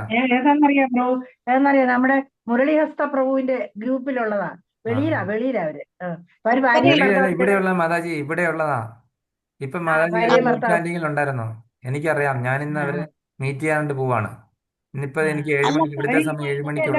ഇതെല്ലാം പാസ്സായി. കഴിഞ്ഞ ക്ലാസ്സിൽ പറഞ്ഞു എല്ലാം പാസ്സായി. പരീക്ഷയ്ക്കുള്ള പരീക്ഷയൊക്കെ പാസ്സായി രണ്ടുപേരും, ഭാര്യയും ഭർത്താവും. രണ്ടുപേരും ഭാര്യയും ഭർത്താവും പാസ്സായി. മുരളീഹസ്ത പ്രഭു പറഞ്ഞു പാസ്സായി, സന്തോഷം എന്ന് പ്രഭു ഞങ്ങളോടൊക്കെ പറഞ്ഞു. അവര് പോയില്ലേ? അവര് പോകുന്നുണ്ടെന്ന് മാതാജി പോവാന്ന് പറഞ്ഞായിരുന്നു. മാതാജിയും പ്രഭു എന്തോ പ്രഭു മാതാജിയും പ്രഭുവും കൂടെ പരീക്ഷയ്ക്കുള്ള എല്ലാം ആയിക്കൊണ്ട് അവരൊക്കെ അത്രയും പോവാണെന്ന് പറഞ്ഞായിരുന്നു. ലീവ് തീർന്നു, അതുകൊണ്ട് പോവാണ്. ഇവിടെ എത്തി. മാതാജി ഇവിടെ എത്തി. മാതാജിയാണ് ഞാൻ നേരത്തെ എഴുതിയ മലയാളത്തിൽ എഴുതിയ ഒരു ഡ്രാമ മാതാജിയാണ് ട്രാൻസ്ലേറ്റ് ചെയ്ത് ഇംഗ്ലീഷിലേക്ക് ആക്കിയത്. അങ്ങനെ മാതാജി ഇന്ന് ഇവിടുത്തെ ഒരു വലിയ പ്രോഗ്രാം ഡിസംബറിൽ വരുന്നുണ്ട്. ആ പ്രോഗ്രാമിൽ ഒരു ഡ്രാമ ചെയ്യുന്നുണ്ട്. അപ്പോൾ ആ ഡ്രാമയിൽ ലവമാത്ര സാധുസംഘം എന്നാണ്. അപ്പോൾ അതിലെ മാതാജിയാണ് അത് ട്രാൻസ്ലേറ്റ് ചെയ്ത് എനിക്ക് ഇന്നലെ രാത്രിയിലാണ് അയച്ചു തന്നത്. ഇന്ന് മാതാജി അവിടെ വന്നത്. മാതാജി ഇവിടെ ട്രീറ്റ്മെന്റിലായിരുന്നു. ആയുർവേദ ആലപ്പുഴ വന്നിട്ട് ഇവിടെ വന്ന് ട്രീറ്റ്മെന്റ് ആയിരുന്നു മാതാജി. പ്രസാദം പ്രഭുവിന്റെ വീട്ടിലായിരുന്നു. പ്രസാദം പ്രഭുവിന്റെ, ആ ഞങ്ങളുടെ ഇവിടുത്തെ അത് പ്രസാദം. പറഞ്ഞായിരുന്നു. അവിടെ വന്നിട്ടുണ്ടായിരുന്നു. വള്ളികുന്നം എന്ന് പറഞ്ഞ സ്ഥലത്ത്, കായംകുളം അപ്പുറത്ത് വള്ളികുന്നം, അവിടെയായിരുന്നു ട്രീറ്റ്മെന്റ്. കഴിഞ്ഞ വർഷവും ഉണ്ടായിരുന്നു. അതെ അതെ. മാതാജി ഒരു കമ്പനിയിലെ വലിയ മാനേജറാണ്, ഒരു കമ്പനിയിലെ ഭയങ്കര വലിയ. പക്ഷെ മാതാജിക്ക് ഈ നടുവേദന വന്നു. ഈ കണ്ടിന്യൂസ്ലി ഓഫീസിൽ ഇരുന്ന് കുത്തിയിരുന്ന് അങ്ങനെ ജോലി ചെയ്ത് ഈ നടുവേദന വന്നിട്ട് സഹിക്കാൻ പറ്റാത്ത വേദന, ഇരിക്കാനും കിടക്കാനും. അങ്ങനെയാണ് അവർ കൃഷ്ണാപുരത്തിൽ എത്തിയത് തന്നെ. അതികഠിനമായ വേദന സഹിക്കാൻ പറ്റാത്ത അവസ്ഥ വന്ന് ഇപ്പം ഇവിടെ പോയി 2 പ്രാവശ്യം പോയി, കുറേയൊക്കെ വ്യത്യാസമുണ്ട്. ഡോക്ടർമാരെ കാണിച്ച് എന്തെല്ലാം ചെയ്തു, അതികഠിനമായത്. പക്ഷെ ഭയങ്കര നോളേജ്, ഭയങ്കര ഇന്റലിജന്റ്, ഭയങ്കര ബുദ്ധിയാണ്. ഒരു 2 ക്ലാസ് പേർക്കും, ഭാര്യയ്ക്കും ഭർത്താവിനും അതെ. ഒരു മോനും ഉണ്ട്, ഒരു മോനും ഉണ്ട്. അറിയാം. മോനും അതെ. 16 റൗണ്ട് ഡെയിലി ചാൻഡ് ചെയ്യുന്ന കുട്ടിയാ അതെ. 4-ലോ 5-ലോ എങ്ങനെ പഠിക്കുന്നത്. അവരുടെ അമ്മയൊക്കെ ഉണ്ട്, എല്ലാരും ഉണ്ട് അവിടെ ഉണ്ട്, ഇതിനകത്തൊക്കെ ഉണ്ട്, അമ്മയൊക്കെ ഉണ്ട്, ഇല്ല, എല്ലാരും ഉണ്ട്. അമ്മയൊക്കെ നാട്ടിലാ, ഇവിടെ അല്ല, ഇല്ല. അമ്മ ഒരു പ്രാവശ്യം അവിടെ വന്നപ്പോ ഞങ്ങളോട് പറഞ്ഞു അമ്മ അവിടെ ഉണ്ടെന്നൊക്കെ പറഞ്ഞായിരുന്നു. ഇല്ല, അല്ല, ഇവിടെ ഇതിനകത്തുണ്ട്, കൃഷ്ണാവുണ്ടെന്നാ പറഞ്ഞു. ഉണ്ട്. അത് നാട്ടിലെ ഈ ഗ്രൂപ്പ് ചാൻഡിങ്ങും ക്ലാസ്സിലും ഒക്കെ അമ്മയുണ്ടെന്നാ പറയാം. എന്തായാലും അല്ല, ഈ പ്രഭു ഇവർ രണ്ടുപേരും ചോദിക്കുന്ന അതെ, ഭയങ്കര ഇന്റലിജൻസ് ആണ് രണ്ടുപേരും. അപ്പൊ ഓരോ ചോദ്യം ചോദിക്കുമ്പോൾ മനസ്സിലാവും. നമ്മളൊക്കെ പലതും അങ്ങനെ മിണ്ടാതിരിക്കും. ഒരാൾ ക്ലാസ് എടുത്തു കഴിഞ്ഞാൽ, ഇപ്പൊ ഗുരുപ്രഭു ക്ലാസ് എടുത്തു കഴിഞ്ഞാലും, അല്ലെ മുരളീദാസ പ്രഭു എടുത്താലും, നമ്മളൊക്കെ പല ഇതും കേട്ടിട്ട് നമ്മൾ അങ്ങനെ അതേപടി വിട്ടിട്ട് പോകും. ഇവർ ചോദിക്കുന്ന ചോദ്യം കാണുമ്പോൾ ഇവരുടെ ബുദ്ധി ഏത് വലിയ തലത്തിലാണെന്നുള്ളത് മനസ്സിലാകും. അത്ര വലിയ മാതാജിയുടെ സുർജിത് പ്രഭുവാണ് ഭയങ്കര ബുദ്ധിയുടെ അങ്ങേയറ്റത്തെ ഒരു ഇതാണ്. നമ്മളൊക്കെ വെറും പൊട്ടന്മാര്. ആ, കാഞ്ഞ ബുദ്ധി എന്ന് പറഞ്ഞാൽ കാഞ്ഞ ബുദ്ധിയുടെ അപാരമ്യത്തിലാണ് നിൽക്കുന്നത്. അത്രയ്ക്ക് ഇന്റലിജൻസ് ആണ് രണ്ടുപേർക്കും. മോനും അതെ, ഭയങ്കരമായിട്ട്. ഇപ്പൊ തന്നെ ഈ ചാൻഡിങ്ങിന്റെ ഇതില്ലേ, അവനായിരിക്കും അവാർഡ് കിട്ടുന്ന ഇവിടുത്തെ ഖത്തറിലെ ഏറ്റവും കൂടുതൽ ചാൻഡ് ചെയ്ത കുട്ടികളിൽ. അതെ, ഒരാളും പറയാൻ നിർബന്ധിക്കൊന്നും വേണ്ട, തന്നെത്താനെ ചെയ്തോളൂ. നീ ജപിക്കാനോ ഒന്നും പറയേണ്ട ആവശ്യമില്ല, തന്നെത്താനെ ചെയ്യും. നല്ല നല്ല കുട്ടിയാണ്. അപ്പൊ അങ്ങനെ നമ്മൾ കണ്ടു. അപ്പൊ പ്രഭാവശാലികളായിട്ട് 25ാമത്തെ ശ്ലോകം ഉണ്ടോ? 25ാമത്തെ ശ്ലോകം എടുക്കുന്നുണ്ടോ പ്രഭു? 25ാം ശ്ലോകം വായിക്കുന്ന കാര്യം പറഞ്ഞപ്പോഴാണ് മാതാജി ഇന്ന് വായിച്ചോ. ശ്ലോകവും വായിച്ച് ഭാവാർത്ഥങ്ങള് വേഗം എടുക്കാൻ സാധിക്കും. ശാന്തമാതാജി വായിക്കുന്നുണ്ടോ? ശാന്തകുമാരി മാതാജി വായിക്കാം വായിച്ചോ. ഞാൻ വായിക്ക് വായിക്കാം. വായിക്ക്. പ്രഭു, വായിക്കാം. വായിച്ചോ. ഹരേ കൃഷ്ണ കൃഷ്ണ കൃഷ്ണ ഹരേ ഹരേ, ഹരേ രാമ രാമ രാമ ഹരേ ഹരേ. സക്ത കർമ്മണ്യ വിദ്വാംസോ യഥാ കുർവന്തി ഭാരത, കുര്യാദിദ്വാം സദാ സക്ത ചികൂർഷൂർലോക സംഗ്രഹം. 3 പ്രാവശ്യം വായിച്ചോ. സക്ത കർമ്മണ്യ വിദ്വാംസോ യഥാ കുർവന്തി ഭാരത, കുര്യാദിദ്വാം സദാ സക്ത ചികൂർഷൂർലോക സംഗ്രഹം. കർമ്മണ്യ വിദ്വാംസോ യഥാ കുർവന്തി ഭാരത, കുര്യാദിദാം സദാ സക്ത ചികൂർഷു ലോക സംഗ്രഹം. ഹരേ കൃഷ്ണ. പ്രധാനപ്പെട്ട തർജ്ജമ. ഹേ അർജുന, കർമ്മഫലത്തിൽ ആസക്തരായി അജ്ഞന്മാർ പ്രവർത്തിക്കുന്നത് പോലെ തത്വജ്ഞാനിയും ജനങ്ങൾക്ക് നേർവഴി കാട്ടുവാൻ തീരുമാനിച്ചു. ഫലേച്ഛ കൂടാതെ ലോക നന്മയെ ഉദ്ദേശിച്ച് കർമ്മം ചെയ്യണം. അല്ല, ഇത് മാതാജി വേറെ ഭഗവത്ഗീതയാണ്. എവിടെ വായിച്ചേ? യഥാരൂപല്ല. കൃഷ്ണകുമാരി മാതാജി പ്രധാനപദ തർജ്ജമയും ബാക്കി ഭാഗം കൂടെ ഒന്ന് വായിക്കാമോ? വായിക്കാം പ്രഭു. ഭാരത, ഹേ ഭാരത, അവിദ്യാംസ അറിവില്ലാത്തവർ കർമ്മണി നിയത കർത്തവ്യത്തിൽ ശക്തനായിട്ട് യഥാ യാതൊരു പ്രകാരം കുർവന്തി ചെയ്യുന്നുവോ തഥാ അപ്രകാരം വിദ്വാൻ അശക്തനായി ലോകസംഗ്രഹം അസാധാരണ ജനങ്ങൾക്കായി ചകീർഷു ആഗ്രഹിക്കുന്നവനായിട്ട് ചെയ്യണം. അറിവില്ലാത്തവൻ ഫലകാംക്ഷ മൂലം കർത്തവ്യങ്ങൾ നിറവേറ്റുന്നത് പോലെ വിദ്വാൻമാരും ജനങ്ങളെ നല്ല വഴിക്ക് നയിക്കാൻ വേണ്ടി പ്രവർത്തിക്കണം. പക്ഷെ അവർ ഫലത്തിൽ അശക്തരാകാൻ പാടില്ല. ആ വാർത്ത കൃഷ്ണാവബോധമുള്ളവരും അതില്ലാത്തവരും തമ്മിലുള്ള വ്യത്യാസം ആഗ്രഹങ്ങളുടെ കാര്യത്തിലാണ്. കൃഷ്ണാവബോധമുള്ള ആൾ അതിന്റെ വളർച്ചയ്ക്ക് തക്കതായ ഒരു കർമ്മവും ചെയ്യുകയില്ല. ഭൗതിക കർമ്മങ്ങളിൽ താല്പര്യമേറിയ ഒരു അജ്ഞനെ പോലെ അയാൾ ചിലപ്പോൾ പ്രവർത്തിച്ചു എന്ന് വരാം. എന്നാൽ അജ്ഞൻ അങ്ങനെ ചെയ്യുന്നത് സ്വന്തം ഇന്ദ്രിയ പൂർത്തിക്ക് വേണ്ടിയും ഭക്തൻ ഭഗവത് പ്രീതിക്ക് വേണ്ടിയുമായിരിക്കും. അതുകൊണ്ട് കർമ്മം ചെയ്യേണ്ടത് എങ്ങനെയെന്നും അതിന്റെ ഫലങ്ങൾ കൃഷ്ണാവബോധത്തിന് ഉപയോഗപ്പെടുത്തേണ്ടത് എങ്ങനെയെന്നും ഭക്തന്മാർ ജനങ്ങൾക്ക് കാട്ടിക്കൊടുക്കേണ്ടതുണ്ട്. ഹരേ ഹരേ കൃഷ്ണ. അറിവില്ലാത്തവർ ഫലകാംക്ഷ മൂലം കർത്തവ്യങ്ങൾ നിറവേറ്റുന്നത് പോലെ വിദ്വാൻമാരും ജനങ്ങളെ നല്ല വഴിക്ക് നയിക്കാൻ വേണ്ടി പ്രവർത്തിക്കണം. അപ്പം ഇത്രയും ഈ രണ്ട് ശ്ലോകങ്ങളിലൂടെ നമുക്ക് കണ്ടു ഭഗവാൻ എന്തിനാണ് കർമ്മങ്ങൾ ചെയ്യുന്നത്. കർമ്മം ചെയ്യാതെ ഇരിക്കാമായിരുന്നെങ്കിലും ഭഗവാൻ കർമ്മങ്ങൾ ചെയ്ത് നമ്മളെ കാണിച്ചു തന്നുണ്ട്. അതുകൊണ്ട് വിദ്വാൻമാരായിട്ടുള്ള ഇതൊക്കെ മനസ്സിലാക്കിയിട്ടുള്ള നമ്മളൊക്കെ എന്താണ് ജനങ്ങളെ നല്ല വഴിക്ക് നയിക്കാൻ വേണ്ടിയിട്ട് പ്രവർത്തിക്കണം. മാതൃകയായിരിക്കണം മറ്റുള്ളവർക്ക്. നമ്മളുടെ പ്രവൃത്തികളിൽ കൂടെ തന്നെ നമ്മളെ മറ്റുള്ളവരെ മാതൃകയാക്കണം. പക്ഷെ അവർ ഫലത്തിൽ ആസക്തരാകാൻ പാടില്ല. ഒരിക്കലും ഫലത്തിൽ ആകൃഷ്ടരാകാൻ പാടില്ല. അതുകൊണ്ട് എനിക്കൊരു പ്രത്യേകിച്ച് ക്രെഡിറ്റ്, എന്നെ 10 പേരെൻ്റെ ഫോട്ടോ ഒക്കെ വെച്ച് മാലയിട്ട് പൂജിക്കണം, ആ ഒരു രീതിയിൽ നിന്ന് ഒരു പ്രത്യേകിച്ച് ഒരു ഫലമൊന്നും അവർ ആഗ്രഹിക്കരുത്. അപ്പോൾ കൃഷ്ണാവബോധം ഇല്ലാത്തവനും അതില്ലാത്തവനും തമ്മിലുള്ള വ്യത്യാസം ഈ ആഗ്രഹങ്ങളുടെ കാര്യത്തിലാണ്. കൃഷ്ണാബോധമുള്ളവന് കൃഷ്ണനെ കിട്ടണം എന്നുള്ള ഒരാഗ്രഹം ഒഴിച്ചിട്ട് മറ്റൊന്നും തന്നെ ഉണ്ടായിരിക്കില്ല. മറ്റുള്ളവർക്കൊക്കെ ഭൗതികമായിട്ടുള്ള ഒരുപാട് ആഗ്രഹങ്ങൾ, അതായത് രജോ ഗുണങ്ങൾ കൂടുതലല്ലേ, നമ്മളെ 10 പേര് പുകഴ്ത്തി പറയാനും അതുപോലെ തന്നെ പ്രശസ്തി ആഗ്രഹിക്കും തീർച്ചയായിട്ടും. അല്ലെങ്കിൽ ഇപ്പം ഞാൻ അംബിക മാതാജി നിങ്ങളിലൊക്കെ എന്നെപ്പറ്റി ആ പ്രഭു നല്ലതായിട്ട് ക്ലാസ് എടുക്കുന്ന ആളാണ് എന്നൊക്കെ പറഞ്ഞൊരു പബ്ലിസിറ്റി കൊടുക്കാറുണ്ട്. ഞാൻ മാതാജിക്ക് എന്ത് ചെയ്യും, മാതാജിയോട് ഞാൻ പറയും, മാതാജി എന്ത് ചെയ്യും, മാതാജി കുറച്ച് പൈസ അയച്ചു കൊടുക്കും. മാതാജി അവിടെ നാട്ടിൽ നടന്ന് എല്ലാവരോടും പറയും എന്താണ് ഇന്ന് ആ പ്രഭുവിൻ്റെ ക്ലാസ്സിൽ കയറണം, ഇതെങ്ങനെയാണെന്ന് പറഞ്ഞു. അപ്പോൾ പബ്ലിസിറ്റി ആഗ്രഹിക്കുന്നവർക്ക് വേണമെങ്കിൽ ഇതേ രീതിയിലുള്ള മാർഗങ്ങളൊക്കെ പിന്തുടരാനായിട്ട് സാധിക്കും. അപ്പോൾ അങ്ങനെ ഭൗതിക കർമ്മങ്ങളിൽ താല്പര്യമേറിയ ഒരു അജ്ഞനെ പോലെ അയാൾ ചിലപ്പോൾ പ്രവർത്തിച്ചു എന്ന് വരും. എന്നാൽ അജ്ഞൻ അങ്ങനെ ചെയ്യുന്നത് സ്വന്തം ഇന്ദ്രിയപൂർത്തിക്ക് വേണ്ടിയാണ്. അപ്പോൾ ഇതെന്ന് പറഞ്ഞാൽ സ്വന്തം ഇന്ദ്രിയപൂർത്തിക്ക് വേണ്ടിയിട്ടാണ് ഇങ്ങനെയുള്ള ചെയ്യുന്നത്. ഭക്തൻ എപ്പോഴും ഭഗവാന്റെ പ്രീതിക്ക് വേണ്ടിയിട്ടായിരിക്കും ചെയ്യുന്നത്, കർമ്മം ചെയ്യുന്നത്. അങ്ങനെ അതുകൊണ്ട് എങ്ങനെയും ഭക്തന്മാർ ജനങ്ങൾക്ക് മാതൃകയാകേണ്ടവരാണ്. ഭക്തന്മാർ എപ്പോഴും ജനങ്ങൾക്ക് മാതൃകയായിരിക്കണം. അതായത് ഒരു ഭക്തനെ അനുകരിച്ചത് കൊണ്ട് ഒരാൾക്ക് ഒരിക്കലും ഒരു പ്രശ്നം ഉണ്ടാകുന്നില്ല ജീവിതത്തിൽ. മറ്റുള്ള നമുക്ക് ഭൗതികമായിട്ടുള്ള ഏത് കാര്യങ്ങൾ എടുത്തു കഴിഞ്ഞാലും നമുക്ക് മനസ്സിലാകും അതിനൊക്കെ തന്നെ ഭവിഷ്യത്തുകൾ ഒരുപാടാണല്ലേ. പക്ഷേ നമ്മൾ ഒരിക്കലും ഒരു കൃഷ്ണഭക്തനാകുക അല്ലെങ്കിൽ ഒരു കൃഷ്ണഭക്തനെ നമ്മൾ അനുകരിക്കുക, അദ്ദേഹത്തിൻ്റെ ജീവിതമാർഗം പിന്തുടരുകയെങ്കിൽ അത് ഒരിക്കലും ഒരു തരത്തിലുള്ള അധപ്പതനത്തിന് കാരണമാകില്ല. കാര്യം ഭഗവാൻ ഇവിടെ പറഞ്ഞിരിക്കുകയാണ്, നമ്മൾ നല്ല വിദ്വാൻമാരായിട്ട് മറ്റുള്ളവർക്ക് മാതൃക കാണിക്കാൻ വേണ്ടി നമ്മൾ പ്രവൃത്തികൾ ചെയ്യണം. മറ്റുള്ളവർക്ക് മാതൃക കാണിക്കാനായിട്ടുള്ള പ്രവൃത്തികൾ ചെയ്യണം. നമ്മൾ ഒരിക്കലും ഒരാളെ ദ്രോഹിക്കരുത്. അതുകൊണ്ട് നിങ്ങളൊന്നും കൃഷ്ണാബോധത്തില്ലാത്ത ആൾക്കാരാണ്, നിങ്ങളെ കൊണ്ട് കാശിന് കൊള്ളില്ല, ഞങ്ങളൊക്കെ ഗോലോകത്തിലേക്ക് പോകും, നിങ്ങൾ അവിടെ നിന്നു, അങ്ങനെയൊന്നും പറഞ്ഞ് ഒരിക്കലും അധിക്ഷേപിക്കുകയോ മറ്റുള്ള കാര്യം നമ്മളും അതേ ലെവലിൽ ജീവിച്ചുകൊണ്ടിരുന്ന ആൾക്കാരല്ലേ. നമുക്കിപ്പോൾ എങ്ങനെയോ അജ്ഞാത സുകൃതി കിട്ടി നമ്മൾ കൃഷ്ണാബോധത്തിൽ എത്തിയെന്നുകൊണ്ട് നമ്മൾ മറ്റുള്ളവരെ മോശമായിട്ട് കാണാനോ അവരെ പുച്ഛിക്കുകയോ ഒരിക്കലും ചെയ്യാൻ പാടില്ല.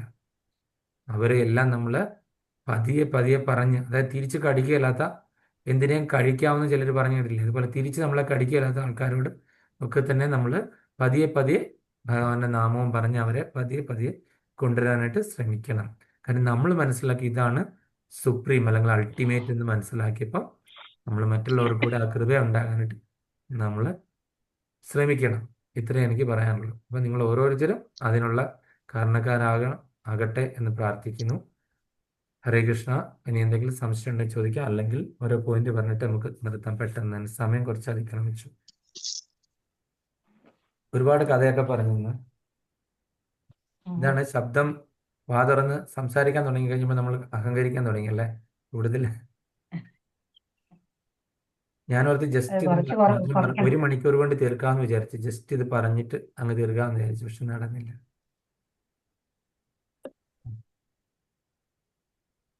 ഓരോ പോയിന്റ് പറഞ്ഞ സംശയമില്ലെങ്കിൽ.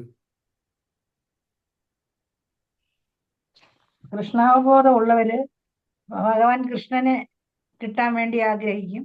കൃഷ്ണാവബോധം ഇല്ലാത്തവർക്ക് ആസക്തി കൂടുതലായിരിക്കും, അവർക്ക് മറ്റുള്ള കാര്യത്തിന് ആയിരിക്കും ആസക്തി. അപ്പൊ അതുകൊണ്ട് നമ്മൾ കൃഷ്ണാവബോധം ഉള്ളവരായിട്ട് തീരണം. അതുപോലെ തന്നെ നമ്മളുടെ ആചരണം മറ്റുള്ളവരെ അവര് ഫോളോ ചെയ്യാനായിട്ട് അവര് പ്രാപ്തരാകണം അല്ലേ. നമ്മൾ നല്ല രീതിയിൽ ഫോളോ ചെയ്യുവാണെങ്കിൽ മറ്റുള്ളവർ ഒരാളെ അനുകരിക്കാൻ പറ്റുന്നവരായി മാറണം. നമ്മൾ അനുകരിക്കേണ്ടത് മുതിർന്ന കൃഷ്ണാബോധമുള്ളവരെ നമ്മൾ അനുകരിക്കണം. അതുപോലെ നമ്മളെ കണ്ടിട്ട് മറ്റുള്ളവർ നമ്മളുടെ ആ ഒരു പെരുമാറ്റവും നമ്മളുടെ സ്വഭാവവും അതുപോലെ നമ്മൾ ചെയ്യുന്ന രീതിയും കണ്ട് മറ്റുള്ളവർ നമ്മളിൽ ആകൃഷ്ടരായി നമ്മളുടെ അടുത്തേക്ക് വന്ന് ചോദിക്കണം. ഇതാണ് ശരിക്കും വേണ്ടത്, അല്ലേ? അല്ലാതെ ഒരാൾ ചോദിക്കാൻ വരുമ്പോഴത്തേനും നമ്മൾ ഭയങ്കര ജാടയൊക്കെ ഇട്ടിട്ട്, ഓ നിനക്ക് ഭഗവത്ഗീത എന്തെങ്കിലും അറിയാവോ, ഞാനിത് ഇപ്പം 3 അധ്യായമൊക്കെ കഴിഞ്ഞു, ഞാൻ അന്നത്തെ മാസ്റ്ററാണ്, എനിക്ക് പ്രശ്നോത്തരിക്ക് പ്രഭു ഇട്ട പ്രശ്നോത്തരിക്ക് 25-ൽ നിന്നിട്ട് എനിക്ക് 20 ഉണ്ട്, അല്ലെങ്കിൽ 25 ഞാൻ പാസ്സായി, എനിക്കെല്ലാം അറിയാം. ആ ഒരു ആറ്റിറ്റ്യൂഡ് അല്ല നമ്മൾ ചെയ്യേണ്ടത്. അപ്പം നമ്മൾ ഇങ്ങനെയുള്ള ആൾക്കാർ ഓട്ടോമാറ്റിക്കലി നമ്മുടെ അടുത്തേക്ക് വന്നു ചേരും. അതായത് ഇങ്ങനെ ഈ ജിജ്ഞാസുക്കളായിട്ടുള്ള ആൾക്കാർ. അപ്പോൾ നമ്മളുടെ പെരുമാറ്റവും രീതിയും ഇതെല്ലാം കണ്ട് അവർ ഓട്ടോമാറ്റിക്കലി നമ്മളെ നിരീക്ഷിച്ചിട്ട് നമ്മളുടെ പാതയിലേക്ക് എത്തിച്ചേരുക ഉറപ്പായിട്ടും. അപ്പം നമ്മൾ അങ്ങനെയുള്ളവരെ നമ്മൾ കയറ്റണം. രതി മാതാജി, രതി മാതാജി. ആ കേട്ടോ.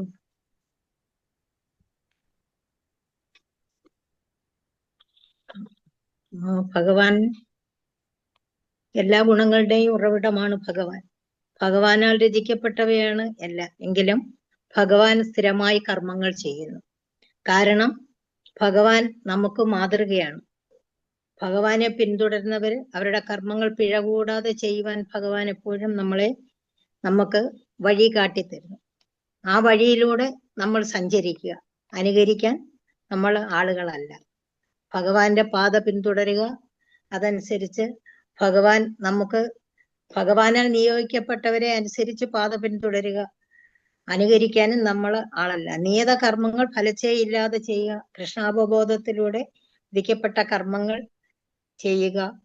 അതുകൊണ്ട് കർമ്മം ചെയ്യേണ്ടത് എങ്ങനെയെന്നും അതിന്റെ ഫലങ്ങൾ കൃഷ്ണാവബോധത്തിന് ഉപയോഗപ്പെടുത്തേണ്ടത് എങ്ങനെയെന്നും ഭക്തന്മാർ ജനങ്ങൾക്ക് കാട്ടിക്കൊടുക്കേണ്ടതുണ്ട്.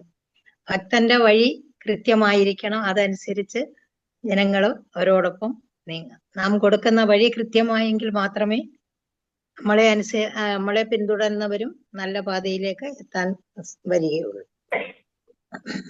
ഹരേ കൃഷ്ണ. കൃഷ്ണകുമാരി മാതാജി.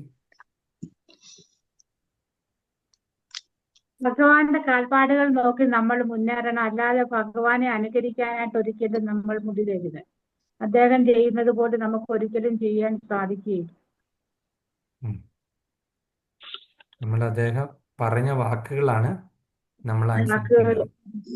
അദ്ദേഹം ചെയ്ത പ്രവൃത്തികളെ അനുകരിക്കാനായിട്ട് ഒരിക്കലും അനുകരിക്കാം വാക്കുകൾ. ഇനി അടുത്ത ശാന്തകുമാരി മാതാജിക്ക് എന്തെങ്കിലും പറയാനുണ്ടോ? പ്രഭു, നമുക്ക് ഈ കലികാലത്തിൽ ഭഗവാന്റെ കഥകൾ കേൾക്കാനും ഭഗവാനെ പറ്റി അറിയാനും ഒക്കെ ആൾക്കാർ വളരെ ചുരുക്കമായിരിക്കും. പിന്നെ വരുന്നവര് അവരവരുടെ സ്വന്തം കാര്യം സാധിക്കാൻ വേണ്ടി വരുന്നവര് ഏറെ പേരുണ്ട്. നമ്മൾ അവരുടെ മുന്നിൽ ഭഗവാന്റെ കഥകൾ പറഞ്ഞാൽ അത് അവിടെ യേശത്തില്ല. പിന്നെ സ്വയം ഭഗവാനെ അറിയണം. എന്റെ ധർമ്മം ഭഗവാനിൽ കൂടെ നടക്കണം, ഭഗവാന്റെ കഥകൾ കേൾക്കണം, ലീലകൾ കേൾക്കണം. അതറിയാനായിട്ട് നമുക്ക് സ്വയം തോന്നി വന്നെങ്കിലേ ഉള്ളൂ. നമ്മൾ അങ്ങോട്ട് പറഞ്ഞാൽ നമ്മളെ കളിയാക്കും.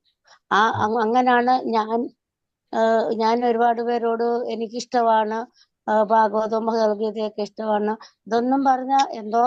പിന്നെ അവര് വരുന്നവരെങ്ങനെയുള്ളവരാന്ന് വെച്ചാൽ അവരുടെ സ്വന്തം കാര്യം സാധിക്കാൻ വേണ്ടിയിട്ട് അവര് ഭഗവാനെ വിളിക്കുക. കാര്യം സാധിച്ചോ ഇല്ലയോ, സാധിച്ചു കഴിയുമ്പോ പിന്നെ അവർ ആ ഒരു ഭാഗത്തേക്ക് വരാതിരിക്കും. ഭാഗത്തേക്ക് കൃഷ്ണാഭോഗത്തില് വന്നിരിക്കുന്നവര് കുറെ പേരെ ഞാൻ കണ്ടിട്ടുണ്ട്. ചിലര് അവരുടെ ഭൗതികമായിട്ടുള്ള കാര്യസാധ്യത്തിന് വേണ്ടിയിട്ട് പല സ്ഥലത്തും പല ദേവീദേവന്മാരും പല മത സ്ഥലങ്ങളിലും പോയിട്ട് നടക്കാതെ അവര് ഇവിടെ വന്നു കഴിഞ്ഞാൽ നാമം ജപിച്ചാൽ മാറുമെന്ന് പറഞ്ഞിട്ട് അങ്ങനെ വന്നിരിക്കുന്നവരുണ്ട്. ചിലര് എന്ത് ചെയ്യും, ഇവിടെ വന്നു കഴിഞ്ഞാൽ സഹായം എന്തെങ്കിലും കിട്ടുമോ അവരുടെ ജീവിത സാഹചര്യത്തിൽ രക്ഷ നേടാനായിട്ട്, ചിലർ ജോലി കിട്ടുമോ, അല്ലെങ്കിൽ ഗൾഫിൽ പോകാൻ പറ്റുമോ, ചിലർ സഹായം എന്തെങ്കിലും കിട്ടുമോ, ഇങ്ങനെയൊക്കെ വിചാരിച്ച കാര്യം. ഇതിലൊക്കെ പണമുള്ളവർ ഒരുപാട് പേരുണ്ട്. അങ്ങനെ പറഞ്ഞ് എനിക്കറിയാവുന്ന കാര്യം, ഈ പറയുന്ന കാര്യങ്ങൾക്കൊന്നും ഒരു വ്യത്യാസമില്ല. ഞാൻ പേഴ്സണലി അനുഭവിച്ചറിഞ്ഞിട്ടുള്ള കാര്യങ്ങളാണ് പറഞ്ഞിരിക്കുന്നത്. അപ്പോൾ അതിന് പണം കിട്ടില്ല എന്ന് അറിഞ്ഞു കഴിഞ്ഞാൽ ഉടനെ അവർ പോകും, അല്ല ജോലി കിട്ടില്ല എന്ന് അറിഞ്ഞു കഴിഞ്ഞാൽ ഉടനെ അവർ പോകും. അല്ലെങ്കിൽ എന്ത് ചെയ്യും, നമ്മൾ ഈ സംഘടന പിരിച്ച് അവർക്കൊരു നല്ല തുക കൊടുത്തില്ല എങ്കിൽ അവർ പോകും. പിന്നെ അസുഖം മാറിയില്ലെങ്കിൽ അവർ ഇതിനെ കുറ്റം പറഞ്ഞിട്ട് ഇവിടെ നിന്ന് ചാടിപ്പോകും, അടുത്ത സ്ഥലത്തേക്ക് ചാടിപ്പോകും. പ്രഭു ഇന്നലെ ഒരു കഥ കേട്ടത്, കഥയല്ല നടന്ന സംഭവമാണ്. നമ്മളെ ഇത് പഠിപ്പിക്കാൻ വന്ന സർവപാലക രാമദാസ് എന്ന് പറഞ്ഞൊരു പ്രഭു പഠിപ്പിക്കുന്ന അദ്ദേഹത്തിന്റെ ഗുരു ഒരു മഹാരാജ് നമ്മുടെ തിരുവനന്തപുരത്ത് പിന്നെ അനന്തപത്മനാഭ സ്വാമി ക്ഷേത്രത്തിൽ വന്നു. വന്നു കഴിഞ്ഞ് പിന്നെ ഇതെല്ലാം കിട്ടി കഴിയുമ്പോഴത്തേക്ക് മഹാരാജൻ എന്ന് അറിഞ്ഞുകൊണ്ട് അവരെല്ലാം വന്നപ്പോഴത്തെ പൂജാരി ഇറങ്ങി വന്ന് വേണ്ട വിധത്തിലൊക്കെ സ്വീകരിച്ചാലും അത് കഴിഞ്ഞിട്ട് പറഞ്ഞു എനിക്കൊന്ന് സംസാരിക്കണം എന്ന് പറഞ്ഞു. അദ്ദേഹം വിചാരിച്ചു പൂജാരിയല്ലേ, മഹാരാജ അദ്ദേഹം. സംസാരിച്ചു കഴിഞ്ഞപ്പോ എന്താണെന്ന് ചോദിച്ചു. അന്നേരം പറഞ്ഞു എനിക്ക് പിന്നെ അപ്പൊ കാര്യങ്ങൾ എനിക്ക് 2 മക്കളുണ്ട്. അത് മൂത്തയാള് പഠിക്കാൻ വളരെ മിടുക്കനാണ്. അവന് MBA എന്നിട്ടൊക്കെല്ലാം പാസ്സായി നിൽക്കുക. അവനെ ഇദ്ദേഹം പിന്നെ സായിപ്പാണല്ലോ അവിടുന്ന് വന്നിരിക്കുന്നത്. അവനെ ഒന്ന് അമേരിക്കയ്ക്ക് കൊണ്ടുപോകണം, വല്ല സാധ്യതയുണ്ടോ എന്ന് ചോദിച്ചു. ഇന്നലെ പറഞ്ഞതാ. അന്നേരം അദ്ദേഹം മഹാരാജ് ചോദിച്ചു അതെന്തിനാ അമേരിക്കയിൽ പോകണം, അദ്ദേഹത്തിന് നിങ്ങളുടെ പാത ഈ പിന്നെ ഇത് പിന്നെ പാത തുടർന്നൂടെ അല്ലെ? അയ്യോ അത് ഇത്രയും പഠിച്ചൊക്കെ ഇതിനൊക്കെ വരാൻ പറ്റും. അതിന് ഞാൻ 2ാമത്തവനെ വെച്ചിരിക്കുന്നത്, കാരണം അവൻ പഠിക്കത്തില്ല, അവന് ഈ പൂജയൊക്കെ ചെയ്തോട്ടെ എന്ന് പറഞ്ഞത് ഇന്നലെ കഥ ഇന്നലെ അദ്ദേഹം പറഞ്ഞു. ഇത് ഞാൻ കേട്ടിട്ടുള്ള മാതാജി. ഇത് കഥയല്ല, ഇന്നലെ അത് യഥാർത്ഥത്തിൽ ഞങ്ങളോട് സംഭവിച്ചു. പറഞ്ഞിരുന്നതാ ഇത് കഥയല്ല, യഥാർത്ഥത്തിൽ മഹാരാജ്. സംഭവിച്ചാണ്. അപ്പം ഇതാണ് ഞാൻ പറഞ്ഞതിൽ എന്തെങ്കിലും വ്യത്യാസം ഉണ്ട്. അപ്പം മാതാജി ശരിക്കും സംഭവിച്ച ഒരു കാര്യം പറഞ്ഞതാണ്. അപ്പം അതെ ഈ ഒക്കെ രീതിയിൽ അല്ലാതെ ഒരിക്കലും ഒരാൾ ഇങ്ങനെ ആകൃഷ്ടരായിട്ട് ഡയറക്റ്റ്ലി ഇങ്ങനെ വരുന്നവരെന്ന് പറഞ്ഞാൽ വളരെ വിരളി അത് ചുരുക്കമാണ്. അത് തന്നെയല്ലേ പ്രഭു, നമ്മുടെ ഈ അനന്തപത്മനാഭ സ്വാമി ക്ഷേത്രത്തിലെ പൂജാരിയാണ്. എത്രയോ വലിയ സ്ഥലത്തിരുന്ന് പൂജിക്കുന്ന ആളാണ്, എത്രയോ ആളുകൾ. അദ്ദേഹം ഇറങ്ങി വന്നിട്ട് ഇദ്ദേഹത്തിനോട് ഇത് പറഞ്ഞു. അപ്പൊ എന്തൊരു ചീപ്പായി പോയത്, അമേരിക്കയ്ക്ക് പോകാൻ അങ്ങനെ ഒരു ആഗ്രഹം അത് പറഞ്ഞു.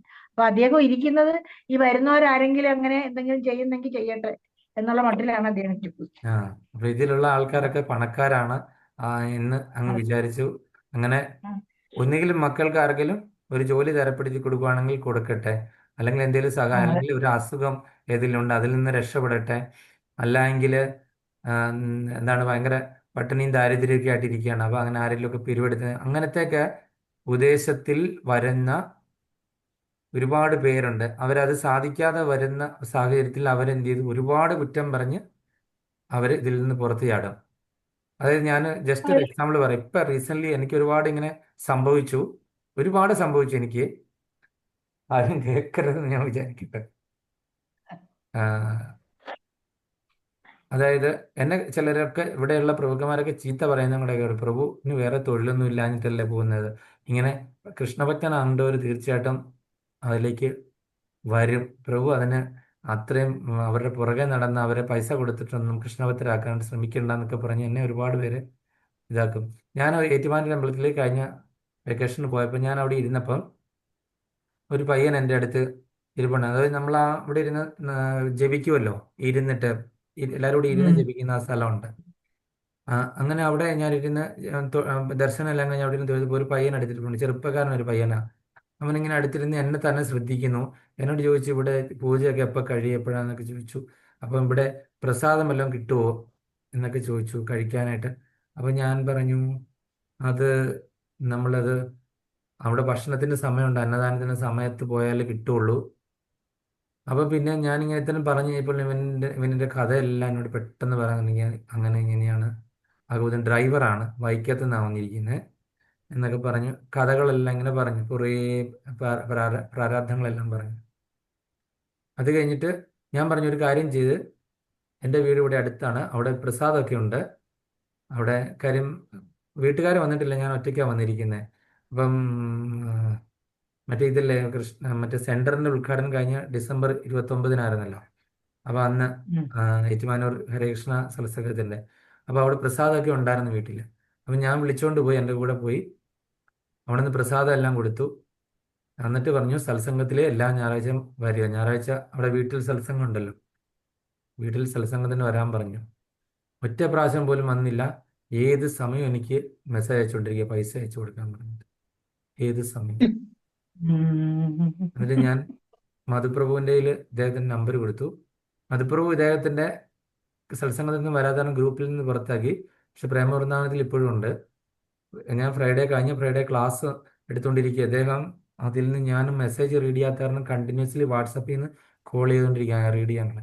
ഞാൻ ക്ലാസ്സിലാണെന്ന് ഞാൻ തിരിച്ച് മെസ്സേജ് ചെയ്തു, എന്നിട്ടും പൈസ വെച്ചുകൊണ്ടിരിക്കുക. പൈസ തന്നില്ലെങ്കിൽ നമ്മൾ ഇപ്പം ആത്മഹത്യ എന്ന് പറഞ്ഞുള്ള ഭീഷണിയൊക്കെയാണ്. ശരിയാണോ തെറ്റാണോ എന്നൊന്നും അറിയത്തില്ല. പിന്നെ ഞാൻ 3 പ്രാവശ്യം പൈസ ഇപ്പം അയച്ചു കൊടുത്തു. എനിക്ക് ഉണ്ടായിട്ടൊന്നുമല്ല. പക്ഷെ ഇനി അദ്ദേഹം ഞാൻ കാരണം ഇനി ആത്മഹത്യ ചെയ്യണ്ടല്ലോ. അപ്പം ഞാൻ എന്നിട്ട് അതിന് മറുപടിയായിട്ട് കൊടുത്തു. ഞാൻ ഇവിടെ ഇങ്ങനെ മരമൊന്നും കുലുക്കുന്നില്ല, പൈസ കൃഷിയൊന്നുമില്ല. പിന്നെ ഞങ്ങളെല്ലാവരും കഷ്ടപ്പെട്ടാ ജീവിക്കുന്നത്. ഇപ്പം ആ, ഒരാളെ വഴിയിൽ വെച്ച് കണ്ടു, ഒരു പ്രാവശ്യം കണ്ടു. അവരോട് ഇങ്ങനെ പൈസ ചോദിക്കുന്നത് ശരിയാണോ? അതുപോലെ തന്നെ സത്സംഗത്തിൽ പോകാൻ പറഞ്ഞിട്ട് എന്തുകൊണ്ടാണ് പോകാത്തത് എന്ന് മധുപ്രഭു കഴിഞ്ഞ ദിവസം വിളിച്ചിട്ട് കുറേ എന്തൊക്കെയോ പറഞ്ഞു. അപ്പം മധുപ്രഭുവിനോട് വൈക്കത്തപ്പനെ ഏറ്റുമാനൂരപ്പനെ ആണയിട്ട് പറഞ്ഞു, ഞാനും ഭാര്യയും 2 പിള്ളേരോട് കൂടി ഇനി തൊട്ട് സത്സംഗത്തിന് വന്നോളാം ഉറപ്പായിട്ടും എന്ന് പറഞ്ഞു. എന്നിട്ട് കഴിഞ്ഞ ഞായറാഴ്ച വന്നില്ല. അപ്പൊ ഞാൻ വരുന്നില്ല, അതാണ് അവസ്ഥ വരാൻ ആൾക്കാരുടെ. താല്പര്യമില്ല. ഉം. അല്ലെങ്കിൽ അങ്ങനെ എന്തെങ്കിലും ഇറങ്ങിക്കഴിഞ്ഞാൽ പോകാൻ പറയണം പ്രഭു, ഏ? ജോലിക്ക് പോകാൻ പറയണം. അല്ലെങ്കിൽ ജോലിക്ക് പോകാൻ പറയണം. എല്ലാരും ജോലി ചെയ്തിട്ടല്ലേ സത്സംഗവും കാര്യങ്ങളും ഒക്കെ മുന്നോട്ട് പോകുന്നത്. കുടുംബം അതെ. നോക്കണമെങ്കിൽ ജോലി ചെയ്യണം. പിന്നെ എല്ലാരോടും ചോദിക്കുന്ന ഒരു ശരിയായ ചിലരൊക്കെ ഒരു കാര്യം. വിചാരിക്കുന്ന ഇതിൽ പോയി കഴിഞ്ഞു കഴിഞ്ഞാൽ എന്തെങ്കിലും ഉം. എന്തായാലും നമുക്ക് എന്തെങ്കിലും കിട്ടുമോ അല്ലെ എന്നുള്ള ഈ രീതിയാണ്. ഈ ബന്ദിക്കോസിൽ പോകുന്ന പോലെ അതെ, ബന്ദിക്കോസുകാര് ബന്ധുക്കോസുകാർ പൈസ കൊടുക്കും. കൊടുത്തിട്ട് ആൾക്കാരെ മാറ്റത്തില്ലേ? അവരാദ്യം മാറ്റി കഴിഞ്ഞിട്ട് അത് കഴിഞ്ഞുള്ള അവരുടെ അവസ്ഥ കണക്കാ. പോയ ആൾക്കാർക്ക് ഒരുപാട് പേര് തിരിച്ചു പോരുന്നവരൊക്കെ ഉണ്ട്. പിന്നീട് അവിടെ നിന്ന് ചാടാൻ പറ്റാതിരിക്കുന്ന അവസ്ഥയുണ്ട്. അപ്പൊ അന്ന് പറഞ്ഞ പോലെയാണ്. അപ്പൊ അതുകൊണ്ട് നമ്മള് ആ, അതുകൊണ്ട് മനസ്സിൽ മറ്റുള്ള ഒരു ഭക്തിയും ചിന്തയില്ലാതെ നമുക്ക് ഭഗവാനെ കിട്ടണം എന്നുള്ള ചിന്ത വെച്ചുകൊണ്ട് മാത്രം ഇതിൽ തുടരുക. അല്ലാതെ വേറെ എന്തെങ്കിലും ഉദ്ദേശത്തോടു കൂടിയാണെങ്കിൽ ആ ഉദ്ദേശം നടന്നില്ലെങ്കിൽ നമുക്ക് പിന്നെ നമ്മുടെ കൃഷ്ണനും പോയി, അവബോധവും പോയി, എല്ലാം പോയി. അപ്പൊ അതുകൊണ്ട് പൂർണ്ണമായിട്ടും കൃഷ്ണഭക്തി, ഒരു ഭക്തനാകുക. മരിക്കാൻ നേരത്ത് ഇത്രയും മാത്രം പ്രാർത്ഥിക്കുക. മരിക്കാൻ നേരത്ത് ഏത് സാഹചര്യത്തിലോ അബോധാവസ്ഥയിലോ ഇവൻ ആക്സിഡന്റിലാണേലോ വെള്ളം പൊങ്ങിയോ എങ്ങനെ വെള്ളം മരിച്ചോട്ടെ, ആ സമയത്ത് നിന്റെ നാമം എനിക്ക് ഓർമ്മ വരണം. ഇത്രയും മാത്രമായിരിക്കണം. ഏത് സാഹചര്യത്തിൽ അത് എങ്ങനെ മരിച്ചു എന്ന് നമുക്ക് കാര്യമില്ല. കാര്യം നമുക്കറിയത്തില്ല നമ്മളുടെ ആ എഴുതി വെച്ചിരിക്കുക നമ്മൾ ഇന്ന പോലെയാ മരിക്കുന്നതെന്ന്, അല്ലേ? ചിലപ്പോൾ നമ്മൾ അന്ത്യകാലത്ത് ചിലപ്പോൾ മുക്തിയെ നൽകുവാൻ ബന്ധു നീയല്ലാതെ ആരുമില്ല ഇല്ലാതില്ലാരും ഗോവിന്ദ. ഗോവിന്ദ. അതുപോലെ ഗോവിന്ദ. ചിലപ്പോൾ നമ്മൾ ബസ് സ്റ്റോപ്പിൽ ഇങ്ങനെ വെയിറ്റ് ഷെഡിനകത്ത് കയറി ഒരു ബസ് വന്ന് കയറി ഇടിക്കുക, നമുക്ക് അറിയാൻ പറ്റുമോ?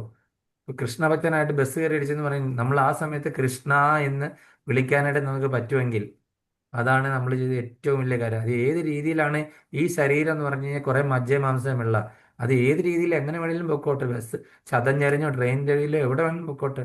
ഈ ആത്മാവ് എങ്ങോട്ടാ പോകണ്ടേ, അതാണ് നമ്മൾ ഇവിടെ നിന്ന് പഠിക്കുന്ന കാര്യം. അത് നമ്മൾ നേരെ ചൊവ്വേ ആ ആത്മാവിനെ അയക്കാനായിട്ട് നോക്കുക. ഞാൻ അല്ല പ്രാർത്ഥിക്കുന്നു. പ്രഭു, നമ്മളിപ്പോ ഈ വാ കൊണ്ട് കൃഷ്ണ എന്ന് വിളിച്ചാലും നമ്മുടെ ഉള്ളിന്റെ ഉള്ളിലൊരു അവബോധം, ഒരു ഓർമ്മയില്ലേ, അതിനകത്തുണ്ടായിരിക്കണം എന്ന്. അങ്ങനെയല്ലേ പറയും? വാ തീർച്ചയായിട്ടും കൊണ്ട് വായുകൊണ്ട് വിളിക്കാം. വിളിക്കാനായിട്ട് നമുക്ക് തോന്നണ്ടേ മാതാജി? ഉള്ളി തോന്നാതെ എങ്ങനെയാ ആ, പറ്റുന്നത്? ഉള്ളി ആ, എന്നല്ല, അത് അല്ലെങ്കിൽ ശരിയാ. നാക്കല്ലല്ലോ സംസാരിക്കുന്നത്. ഇത് അല്ല, വരുന്നത് ആ, ഉള്ളിന്നാ. ഒരിക്കലും അതെ നാക്ക് അതെ സംസാരിക്കില്ല. എല്ലാം എന്നാൽ അതെ കണ്ണിനു കണ്ണുമനമാകുന്ന കണ്ണതിന് അതെ, ആ, കണ്ണായിടുന്ന അത് പൊരുൾ ശരി. താനെന്നുറയ്ക്കും അളവാനന്ദം എന്തു ഹരിനാരായണ. നമ്മുടെ ഈ പുറമേ കാണുന്ന ഇന്ദ്രിയങ്ങളല്ല സംസാരിക്കുന്നത്, ഉള്ളിൽ അല്ല, നിന്നാണ്. ഞാൻ കണ്ടതാ മായാപൂര് ഒരു ഒരു മഹാരാജാവ് മരി- മരി- മറ്റേ മരിക്കാൻ കിടക്കുവാ ശരിക്കും. അദ്ദേഹം ഇങ്ങനെ അർച്ചന ചെയ്യും. ഓർമ്മയില്ല ഒന്നും, ഇങ്ങനെ അങ്ങനെ അർച്ചന ചെയ്തോണ്ടിരിക്കും, അതാ പറയുന്നത്. കൈകൂപ്പി. അപ്പൊ അത്രയും മാത്രമാണ് ഞാൻ പ്രാർത്ഥിക്കുന്നത്. ഏത് സാഹചര്യത്തിൽ എങ്ങനെ മരിച്ചാലും ആ സമയത്ത് കൃഷ്ണ എന്ന് വിളിക്കാനായിട്ട് തോന്നണേ എന്ന്. കാര്യം ഇനി ഈ ഭൗതിക ലോകത്ത് ജീവിക്കണമെന്ന് അതെ. ഒരാഗ്രഹവും ഇല്ല. നിങ്ങൾക്ക് ആർക്കെങ്കിലും ആഗ്രഹം ഉണ്ടെങ്കിൽ വേറെ എന്തെങ്കിലും വിളിച്ചു കുഴപ്പമില്ല. ഓ, അയ്യോയെ ആരെങ്കിലും എന്റെ വിളിച്ചു. അപ്പോൾ നമ്മൾ ആഗ്രഹമില്ല ഭഗവാനെ തന്നെ. അതെ, അപ്പോൾ ഈ നമ്മൾ ലോകത്തിൽ ഓരോ സമയത്ത് നമ്മുടെ കാലൊന്ന് വഴുതാൻ തുടങ്ങുമ്പോഴത്തേനും നമ്മൾ അയ്യോ എന്ന് വെക്കുന്നതിന് പകരം കൃഷ്ണ എന്ന് വിളിച്ച് പ്രാക്ടീസ് ചെയ്യുക. ഓരോ പ്രാവശ്യം ഹരേ കൃഷ്ണ. നമ്മളല്ലെങ്കിൽ ഒന്ന് ഒരു കൃഷ്ണനെ ഏതെങ്കിലും ഒരു എപ്പോഴും വിളിക്കത്തുള്ളൂ, സാഹചര്യത്തിൽ എപ്പോഴും നമ്മൾ കൃഷ്ണനെ വിളിക്കത്തുള്ളൂ. എന്തെങ്കിലും ഏതൊരു സമയം കേട്ട് ഞെട്ടി പോവുക, അങ്ങനെ ധരിക്കുന്ന സമയത്ത് അയ്യോ എന്ന് വിളിക്കാനാണ് നമ്മുടെ ടെൻഡൻസി. അതിന് പകരം കൃഷ്ണ എന്ന് വിളിക്കുക. അപ്പം ആ, നമുക്ക് അപ്പം കൃഷ്ണ ഓട്ടോമാറ്റിക്കലി ഈ കൃഷ്ണ, അതുപോലെ ബസ്സിലൊക്കെ കയറി പോകുമ്പോൾ ബസ് പെട്ടെന്ന് സഡൻ ബ്രേക്ക് ഇടുമ്പോഴത്തേനും നമ്മൾ എന്താണ് കൃഷ്ണ എന്ന് വിളിക്കുക. കൃഷ്ണ. അതിങ്ങനെ പ്രാക്ടീസ് ചെയ്ത് പോകുമ്പോഴത്തേനും ഇത് ഓട്ടോമാറ്റിക്കലി വരും. കൊടുങ്കാറ്റ് വരട്ടെ, പ്രളയം വരട്ടെ, എന്ത് വന്നോട്ടെ, കൃഷ്ണ. ഓക്കെ, ഹരേ കൃഷ്ണ. ഹരേ കൃഷ്ണ പ്രഭു. വഞ്ചകൽപതരുപസ്യ ശബ്ദ കൃപാസിന്ധുഭ്യശ്ച പതിനാം പാവനേഭ്യോ വൈഷ്ണവേഭ്യോ നമോ നമഃ. അനന്തകോടി വൈഷ്ണവന്ദി കീ ജയ്. ഹരേ കൃഷ്ണ. നമോ അനന്തകോടി വൈഷ്ണവവൃന്ദ കീ ജയ്. ഹരേ ഇത്രയും സമയം കൂടി പോയി നിങ്ങൾക്ക് ക്ഷമിക്കുക കേട്ടോ. നമ്മൾ പറഞ്ഞു അല്ല